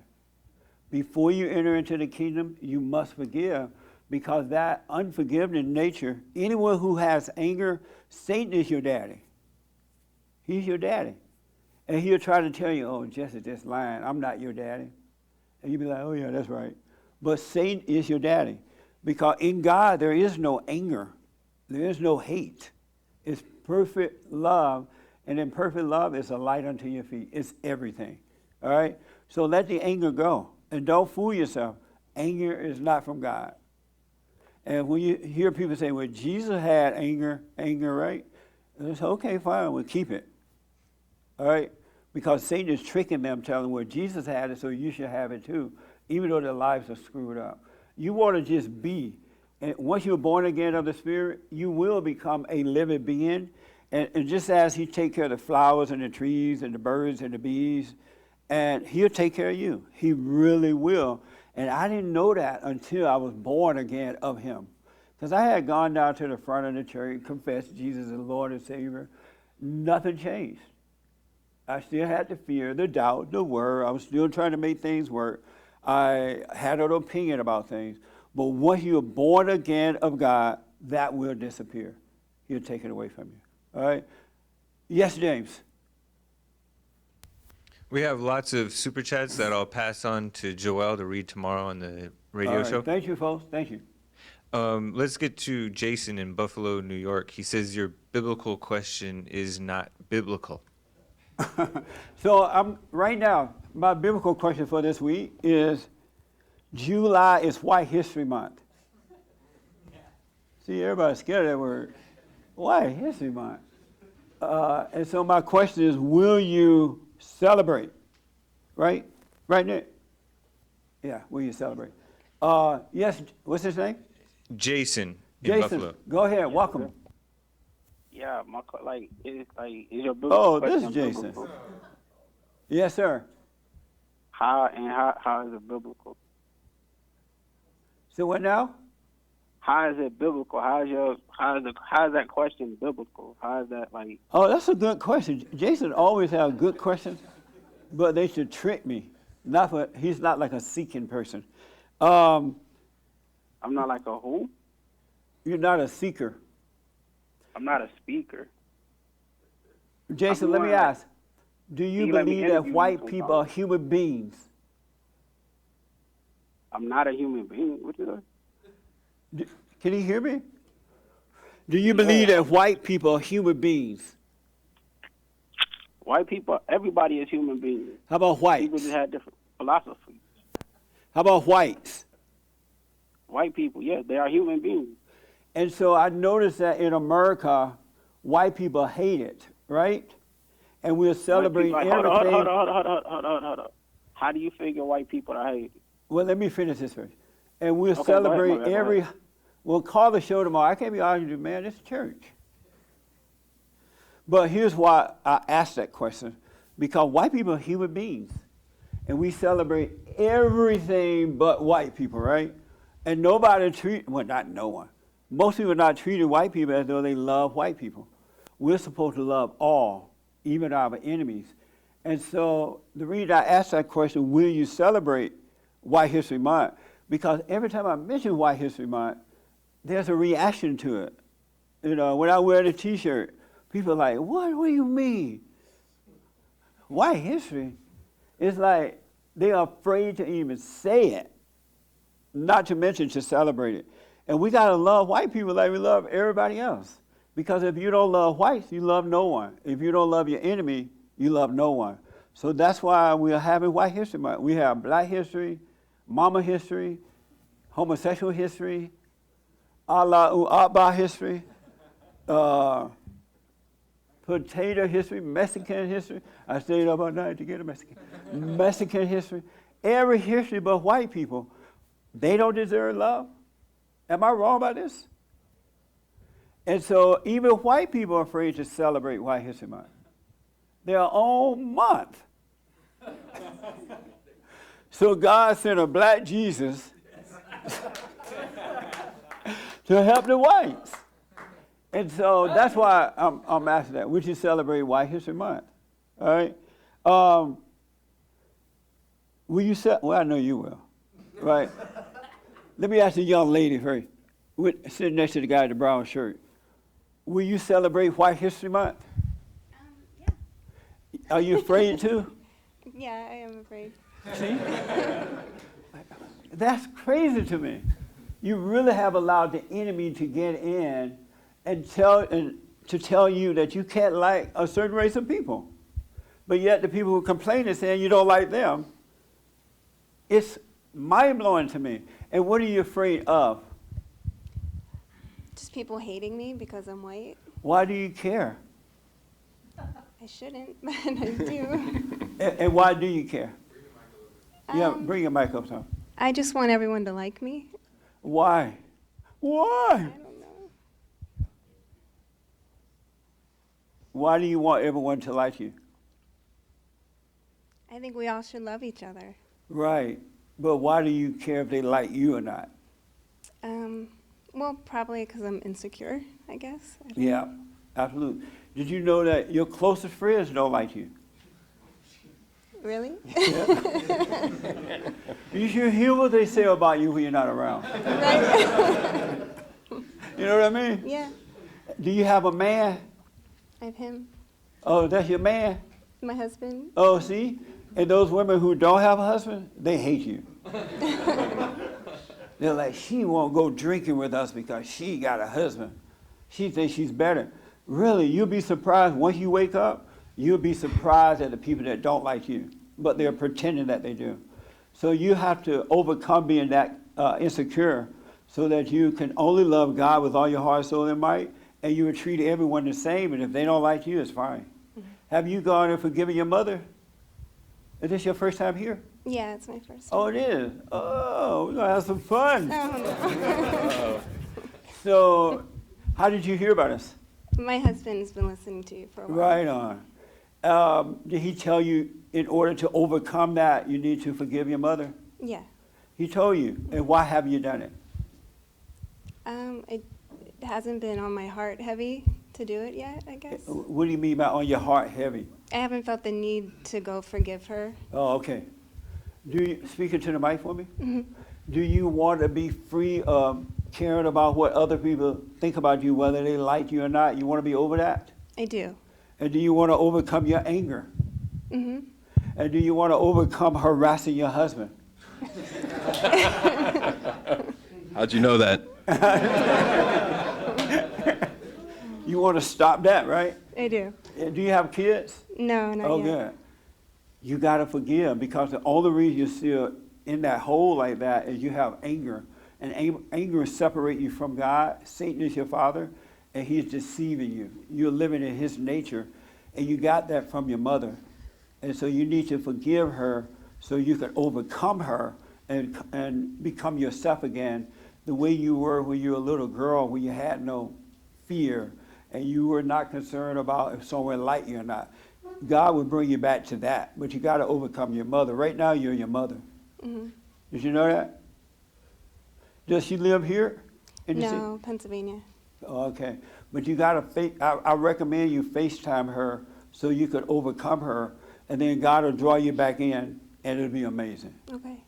All right? Mm-hmm. And the sooner the better, especially before you start having kids, because you'll do that to your kids too. You wouldn't want to, but because it's your nature, you wouldn't be able to help yourself. That makes sense? Yeah, it does. Do you disagree with any of that at all? Maybe I need to make it clearer or something. No, I don't disagree. Have you noticed you like your mother? I am. Yeah. Mhm. And you don't want to, do you want to be like her? I do. She's a great person. Oh, so we'll hold on to that personality then and see how far that gets you.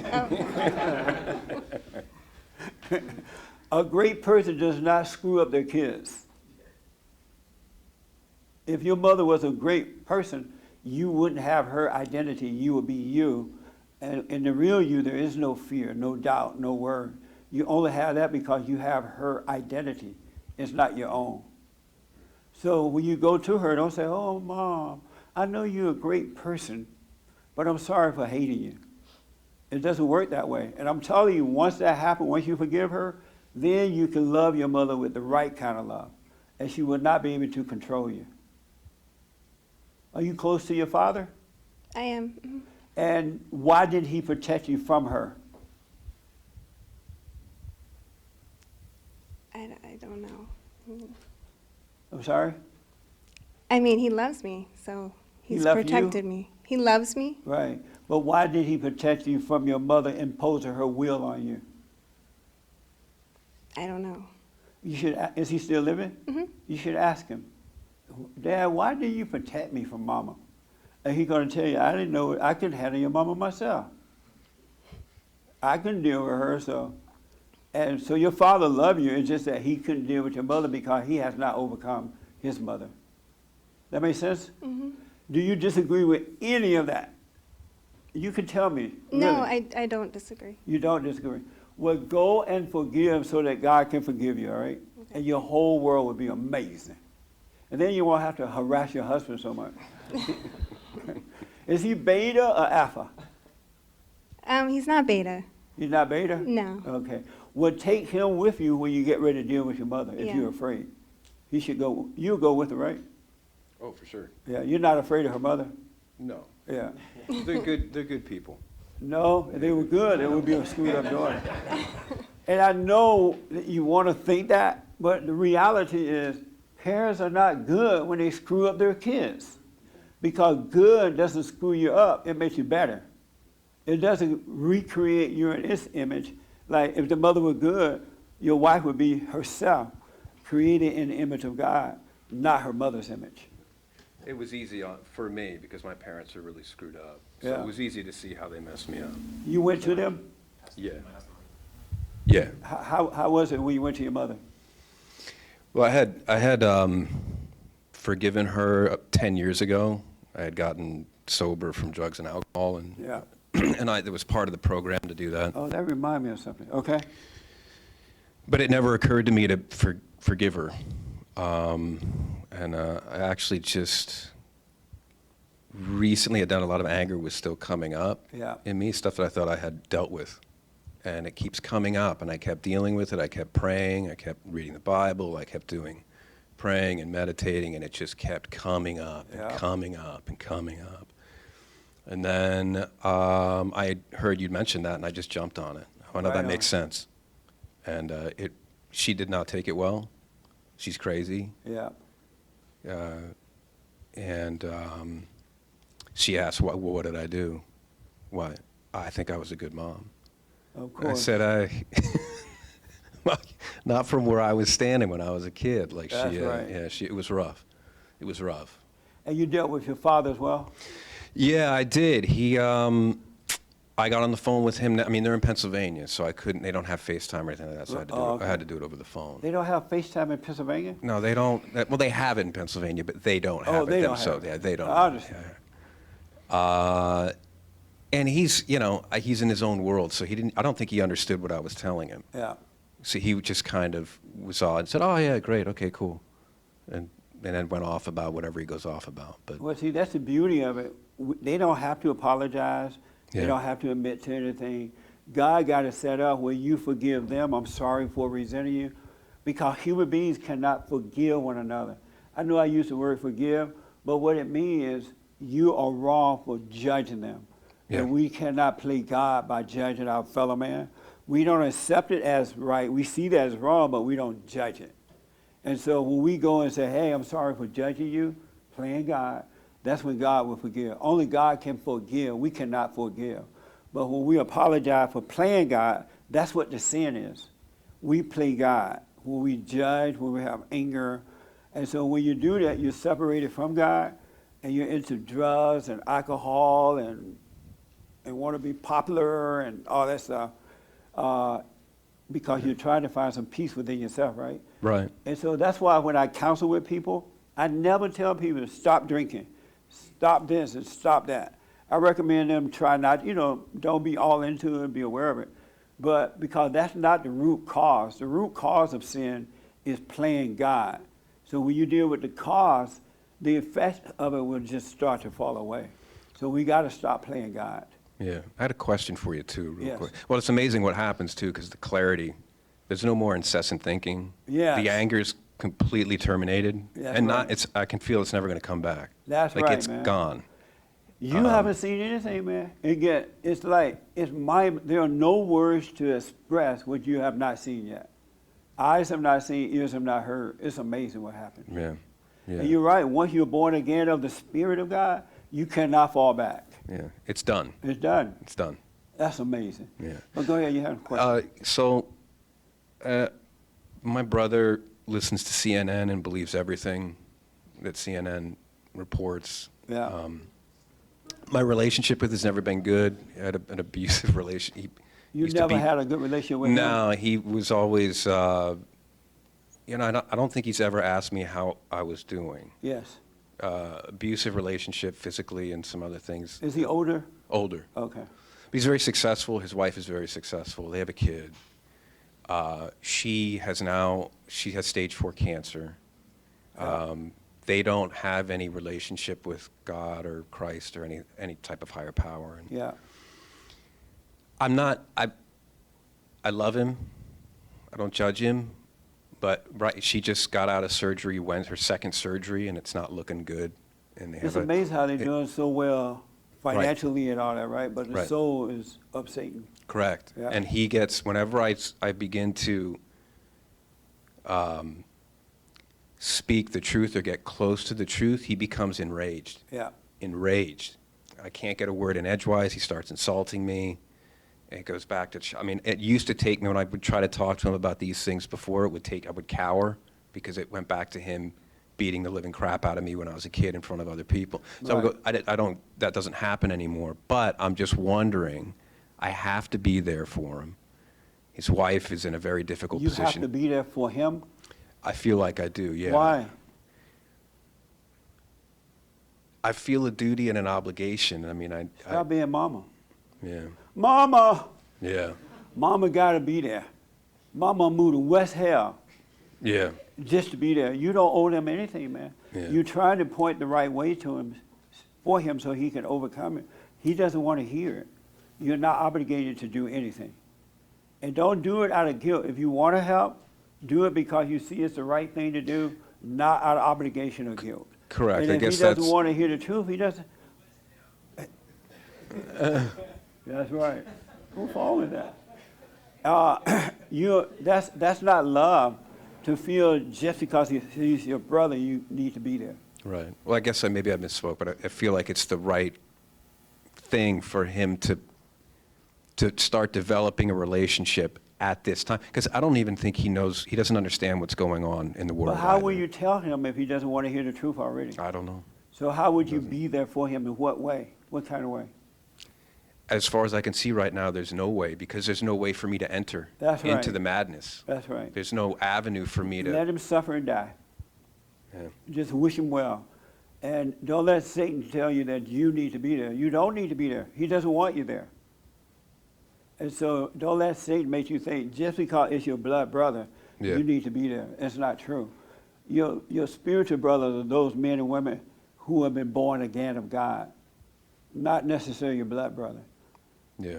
So stay away from that. Got it. All right? Yeah. Don't let Satan deceive you in that way.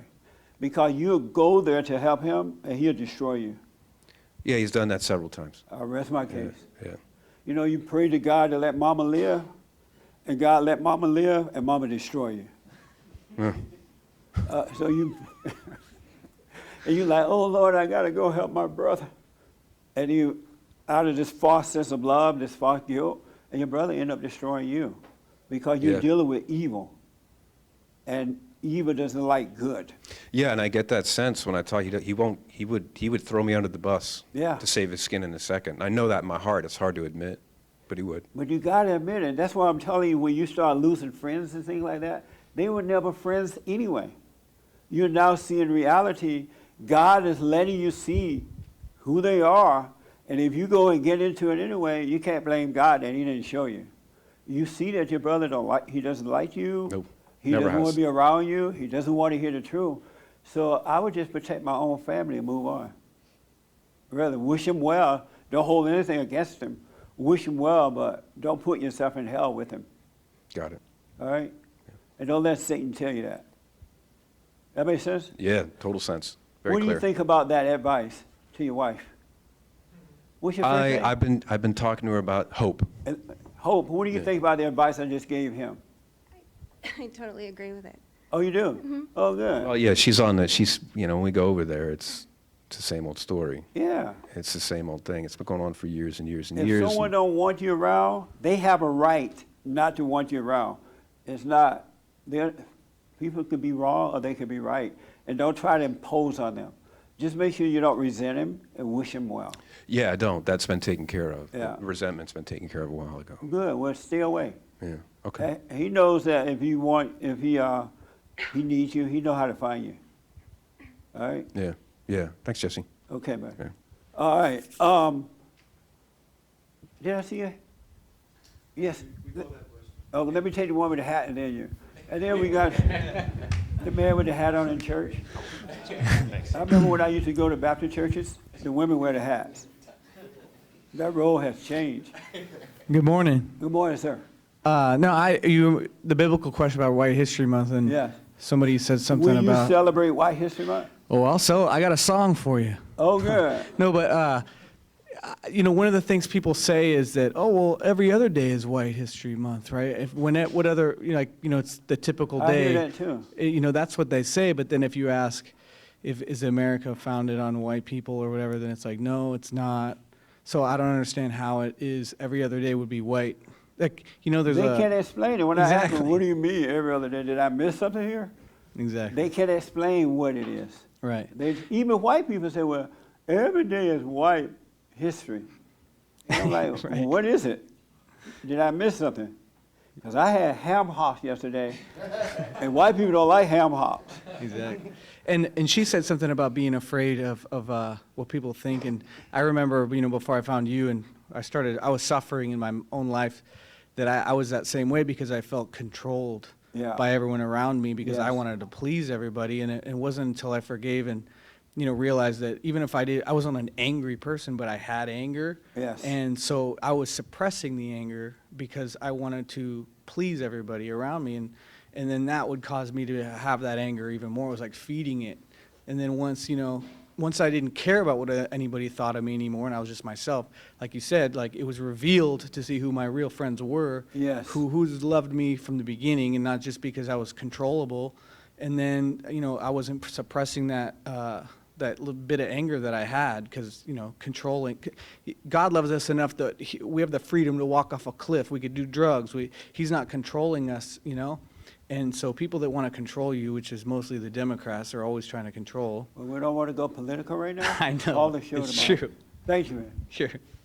When I say, again, the young man right next to him, when I say don't care, it doesn't mean like you just don't care, right? Like what you were saying, you're not controlled by that. You're not worried about what someone think about you or if they like you. Or if someone pretend to be your friend and you find out that they are not. It's okay. They have a right not to. You just didn't know it because they were hiding it before. But whether it's a family member or a friendship, be glad to see that that's not your friend. All right? Don't feel like, oh, my God. But just be happy to see it. God allows you to see it because he's taking care of you. And most people are not your friends. Really. And that's why when you're born again of God and you start speaking up, you start changing, they start to fall away. They start to turn on you. They don't like what you have to say. Be glad to see that. You're blessed to see it. You want to see. You don't want to be in darkness. All right? Yes, sir. I just wanted to know what is white culture? Because I come from Cuban, Spanish, Mexican descent, but I was born in America, and I don't know what I'm going to be celebrating. For White History Month. Well, White History Month? I don't know. The way that we're going to celebrate is that we're laying out a thing that we're going to do. My social media guy and Nick, we have a big thing coming. And those who are celebrating with us, you can call into the show and tell us why you great white story or something. You know what I'm saying? And that way we can celebrate it. And then once the elections are over, we're going to get the president to sign a declaration that July is White History Month. I don't want to bother him now. I want to wait. I want to wait until November. You got enough to deal with. But don't be it's so nice that we're celebrating white history because I'm looking at not everybody, most people are even afraid to think about celebrating white history. They're afraid to say it. And that's weird to me. I would think that you would be afraid to say I'm celebrating homosexual history. I wouldn't want anybody to know I was celebrating that, right? But people are more proud of that than they are celebrating White History Month. How many people celebrate June as homosexual month? He put his hand down real fast. It's okay. You could be, God love you, white people, and you could be loved back, and don't let them take that away from you. That's evil. We're supposed to love all people, especially children of God. We cannot hate anyone. And so just don't allow it to happen. All right? Jane, let me take this one, and then we'll take a call, and then I'll take you, all right? And then we have to wind it down. Okay. All right. Just to kind of answer his question, so when people think like white history, you have like a lot of different ethnic groups that are white. So you have like Russians are considered white, Irish are considered white, all over the globe. So really, when you're celebrating white history, you're not just celebrating like one, cultural ethnic group that, migrated from Europe and came to America. I mean, you're also celebrating, like my family, like way back, like my great grandfather, my mother's side, like came here on a boat, like from Ireland. So you're also celebrating like other, white skin-colored people that came here and also their history. So it's like a culmination of all that you're celebrating, not just like one, what you get taught in school or whatever. My primary reason for doing it is because I notice that people are afraid to celebrate White History Month. We celebrate everything. And I want to bring that attention to that so that whites and others can overcome that fear. You don't have any reason to be afraid in America. And you shouldn't allow other people to intimidate you like that, that they can celebrate and say and do whatever they want, but you cannot. That's evil. And evil wants to destroy you. So I really want to bring attention to it in hopes that people will wake up to that. I think it would be good too if more people knew, because I think there's a lot of confusion. Like a lot of people don't really know like white history, like how it really that's is. why you guys have to tell them. Yeah, they get confused. Yeah. They'll think like someone it's Irish. New. This is the third year, so you got to start spreading it. Yeah. All right? Yep. So help get the word out. Okay. Let me take James here, and then there, and then we got to end real fast. We actually have a lot of calls, but let me get to Erik in Sweden, who needs advice on his father and in life. Heard around the world. Hey, Erik, welcome to church. Heard around the world. Hello, Jesse. How do you do? All this world, Erik, how you? So you from Fantastic. Sweden too, right? I'm doing well, I must say. Thank you. Scotland, same thing. Everybody named Erik in England. Yeah. Yes, go ahead, buddy. All right, sir. So, just a few months ago, I actually forgave my parents and especially my mother a second time because I didn't feel like I did it right the first time. Yeah. And this time, I have to tell you, forgiving my mother, bringing up all the things that the reasons I've been resenting her for, it was like staring straight into the abyss, It was like she was being overtaken by a demon, and I was just looking straight into her eyes, and it was dark, you know. But as you say, after a while, it was like watching a movie, just seeing her raising her voice and making facial expressions and making herself a victim, all these things. So it was really rough, but afterwards it was a great relief. And my father was in the room as well, and he was, mostly listening in, but we had some back and forth. They have been struggling a lot in their marriage and are now going through a divorce, and she has a lot of hate for him. She said that to both of us, she hates him, and she has for many years and all these things. So absolutely. it was quite a night. And I have, for a while back, returned to my father, so to speak. We talk every now and then, but the problem, as I see it now, is that he when we talk, when I tell him, the things that are going on and all those things, it's almost he acts like my wife if I had one, He's so don't try to force it on him, Erik. Either he want to hear it or he doesn't. If he doesn't want to hear it, let him suffer. Yeah. Don't force him on him. My father was a Democrat kind of a person too, and when I tried to tell him the truth, he didn't want to hear it. It was fine with me. It didn't change my relationship with him because I loved him, and so let him suffer. Don't force it on him. And you don't have to hang out with him if you don't want to either. Yeah, that was my second question. How do I know if I should? Because I still love him. I still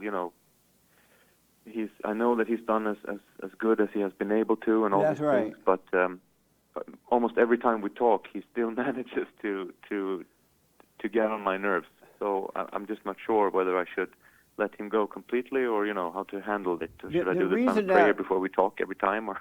It's a good question. The reason that we should love the earthly father, because you can never love God if you don't love the earthly father. Meaning, if you resent your father, there's no way you're going to ever know God, the spiritual person. And so the only reason that we have to forgive our earthly father because they represent the Son of God. So when you forgive your father, you now love your father, and through him, you can return to God. But it doesn't mean you got to hang out with him or try to make him see anything. It's just that you can't know the father and hate the son. So you got to love the son in order to know the father. Yeah. So you don't have to hang out with him or try to convince him of anything. Yeah. All right? Yeah, thanks, Jesse. I appreciate it. And if there's time, I would like to ask a second question as well. Yeah, go ahead, real fast. Yeah, thanks, Jesse. So I kind of realized that, all the life choices and everything I've worked for up until this point in my life was done in a fallen state. And as I've been waking up this past month, I kind of realized that I'm in a situation which is not, somewhere I would like. It's like my life's track is going somewhere where I'm not, where I kind of see a different path now, considering that I have, that I have returned to the Father and that I've become a Christian from being an atheist and coming from an atheist background. Yes. My question is now, at work, even though here in Sweden it's been a very lax approach to the coronavirus, but now my workplace is, installing all these measures to have your temperature checked at the entrance, and you will be, wearing a mask inside. And I have this, problem inside of me where I don't want to comply with this stupidity, and I have another option to, go for a different work, which would probably be better, but this is, objectively, judging by the world, I have been blessed with an amazing workplace with good pay and good benefits and, all that stuff. So I'm not sure if I should continue there or if I should, move somewhere else. I guess I'm kind of answering my question. Yeah, stay out of your head and continue to do what you're doing until you see what to do. If you're not sure, don't do it. If you are sure, then move on. All right. But do not listen to Satan about it at all. Stay out of your head, and God's voice will guide you, all right? The voiceless voice. Yeah. All right? All right, Jesse. I really appreciate it, and God bless, and to everyone listening as well. All right. Thank you, man. It's good to hear from you, Erik. Amazing. It's the same spirit everywhere. Really, it's not about color. It's not about male or female. James, Cheryl first and then here. And then we'll close. This is real quick. I just want to say that I'm not triggered by White History Month, and I think it's okay that white people say white power and that they celebrate their history. I don't see anything. I just don't see anything. It doesn't trigger me. It doesn't bother me either. It doesn't bother me. It's like they said, oh, these old people, and he said white power, and I don't. It's like, come on, really? You know you're a beta when you. Yeah, you're right about that. Yes, sir.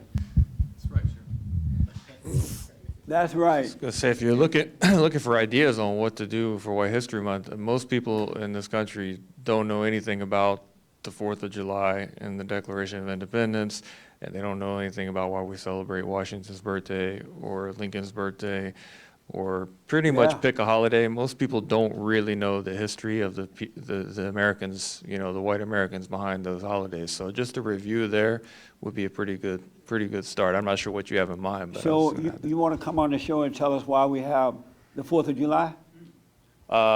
When's that going to be? I'm going to be out of town, but I might be able to. Oh, all of a sudden he out of town. I do it with my kids every year for when the holidays come around because they don't learn it from school. We could do it by Skype and all that good stuff. I'll join you. Yeah. Oh, good. I want people that can give it, because doesn't July just feel white? It feels good. It feels white, huh? It feels good. Vacation time, barbecue, and 4th of July, and all that good stuff. Yeah. All right, make sure you give Nick your phone number or something so we can contact you. All right. Okay. Yes, sir. Did I ever get to you? No. Oh, right here. There we got an info. Look at the time. So, just one question about White History Month. What day is it going to be? And it started July 1. July 1st? Oh, no. So it's not a specific day. It's the whole month. And the last day of July. Okay, but are we going to have like a specific day where like we celebrate here at Bond, or like? Oh, I don't know yet. We're going to be announcing all that. Will you be serving mayonnaise sandwiches and unseasoned food? Are you a flat? It's a stereotype. Oh, are you a flat earther? No, but I think some of their ideas are actually pretty interesting. But I rest don't my know if case. I'm not a scientist, so I can't really have that debate. Yeah. But yeah. Yeah, we'll be making some announcements starting the first. Sounds good. Thank you. Okay. Yes, sir. Yeah, Jesse. So when you first asked that question, I kind of thought it was like you're buying into the black versus white narrative. Like they're trying to get you to identify as white, so then the blacks are against me, you know. Oh. So I was initially like not into it. But then once you guys kind of explained, like, it's like, you know, where white people came from, I kind of looked into it and I actually realized like my family came across as indentured servants, which is basically slavery. So it's just really interesting. I had no idea like about my own history. Right on. So it's kind of cool. Well, the reason I'm really, as I said, I want to bring attention to this. You know, how come everybody and everything else in America can have a month, can celebrate, but white people can't? If it wasn't for white people, there would be no America. Did y'all know that? And so we should show our appreciation for the country rather than turning on the country. And so that's what I just really want to bring the attention to it. And it's been amazing what happened. It really has. Did you have a question? Oh, I'm sorry. Hold on. Up until the 1960s, white people weren't referred to as white people. They were Irish Americans, Italian Americans,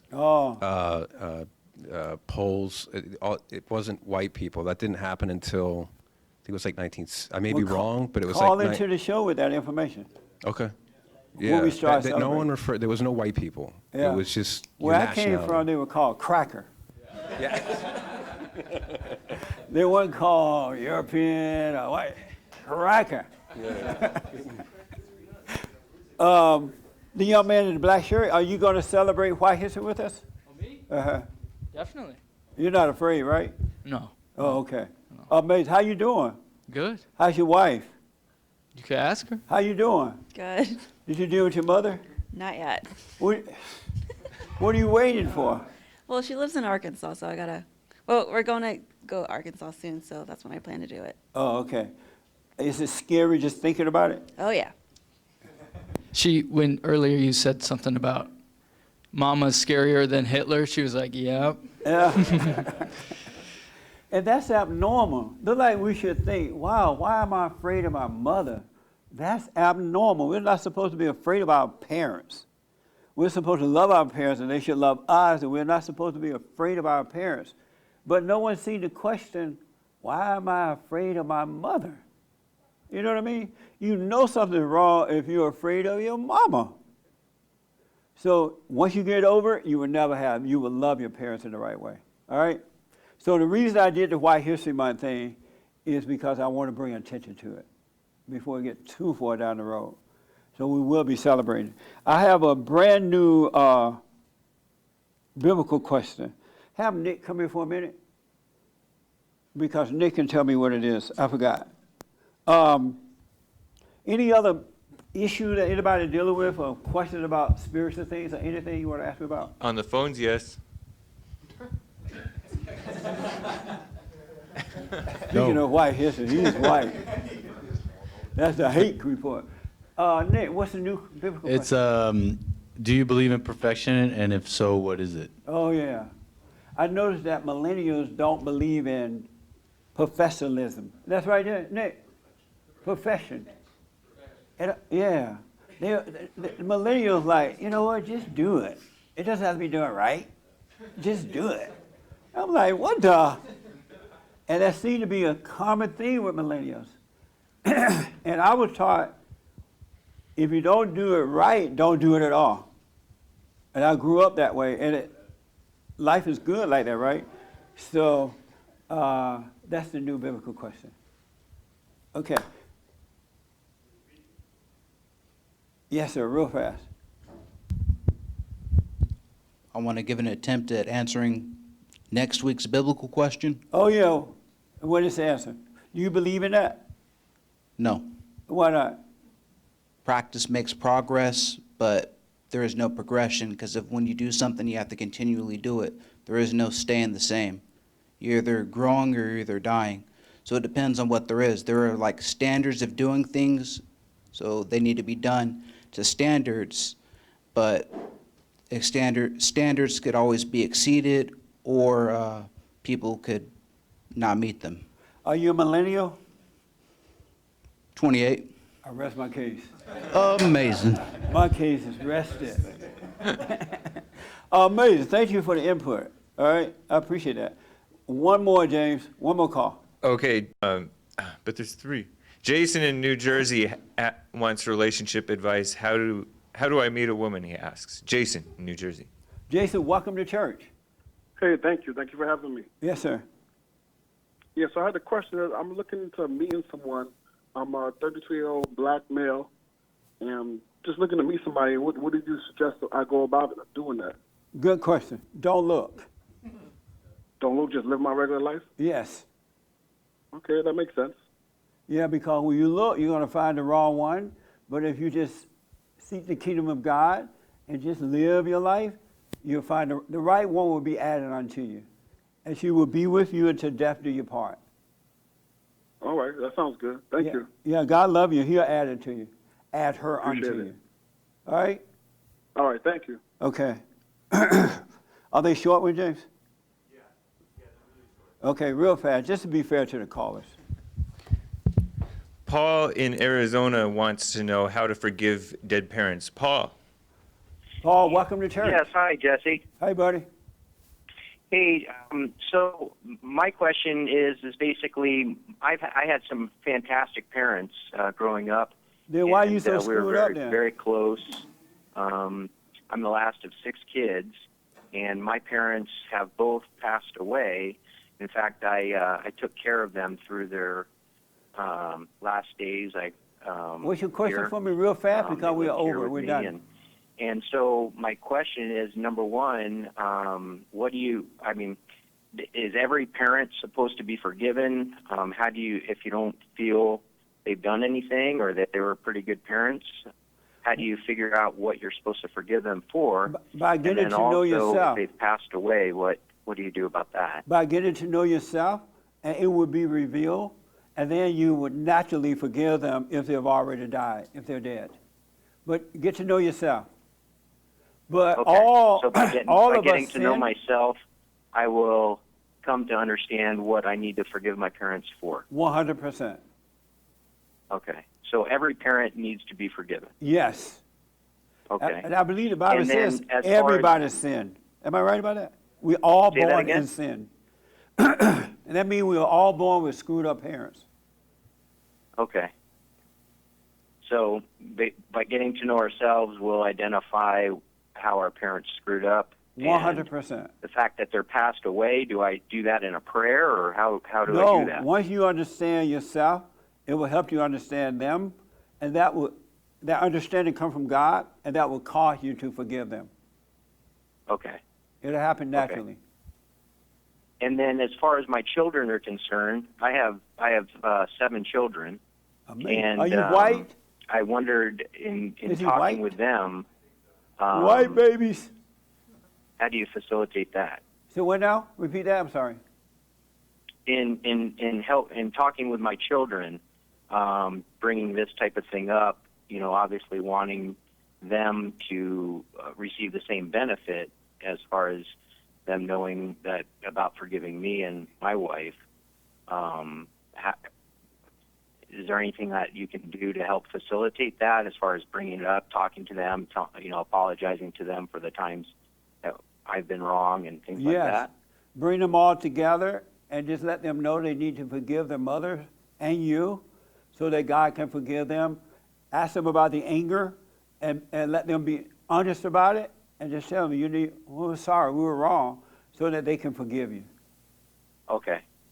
All right? And when you're with the mother, make sure the mother is honest because the mother might not be honest about hers. And so let the kids know, even if she won't admit it, that they need to forgive her anyway. Okay.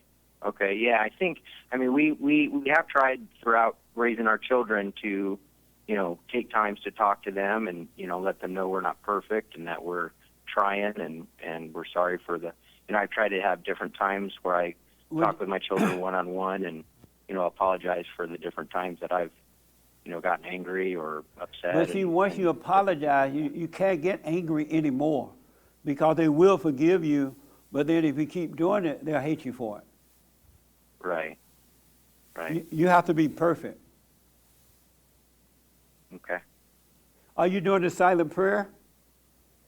No, I just learned about you about a week ago, All and right, do the silent prayer. I tried it a couple times. Stay with it, all right? I looked it up on YouTube because I didn't know what it was, and I found your video. Yeah, and, make sure you do it and stay with it. Okay. Thank you so much. You're welcome. Thank you, buddy. We got to end, Jay. Real fast? No. I'm sorry, call the show tomorrow, right? Those who are calling in now, you didn't get in, we will take you tomorrow, all right? Thank you all. Don't forget to donate to Bond. We, Super Chats and all that, D-Lives and stuff, we will get to it tomorrow on the radio show. And do the silent prayer. We have the best counseling service on this side of heaven. So if you need counseling and by Skype or phone or come into the office, we can do that. What else? Blah, blah, blah. Oh, this Thursday. Guess what this Thursday is? Men's Forum. No, we are having it. If the Lord is willing and the creek don't rise, we're going to have our men's forum. Don't be mad, ladies. Our men's forum this Thursday night at 7 p.m. All men, 7 p.m., all right? This Thursday. Any other announcement, Ernest? All right, thank you all for your support, and thank you all for coming and your support as well, all right? I appreciate it. Amazing.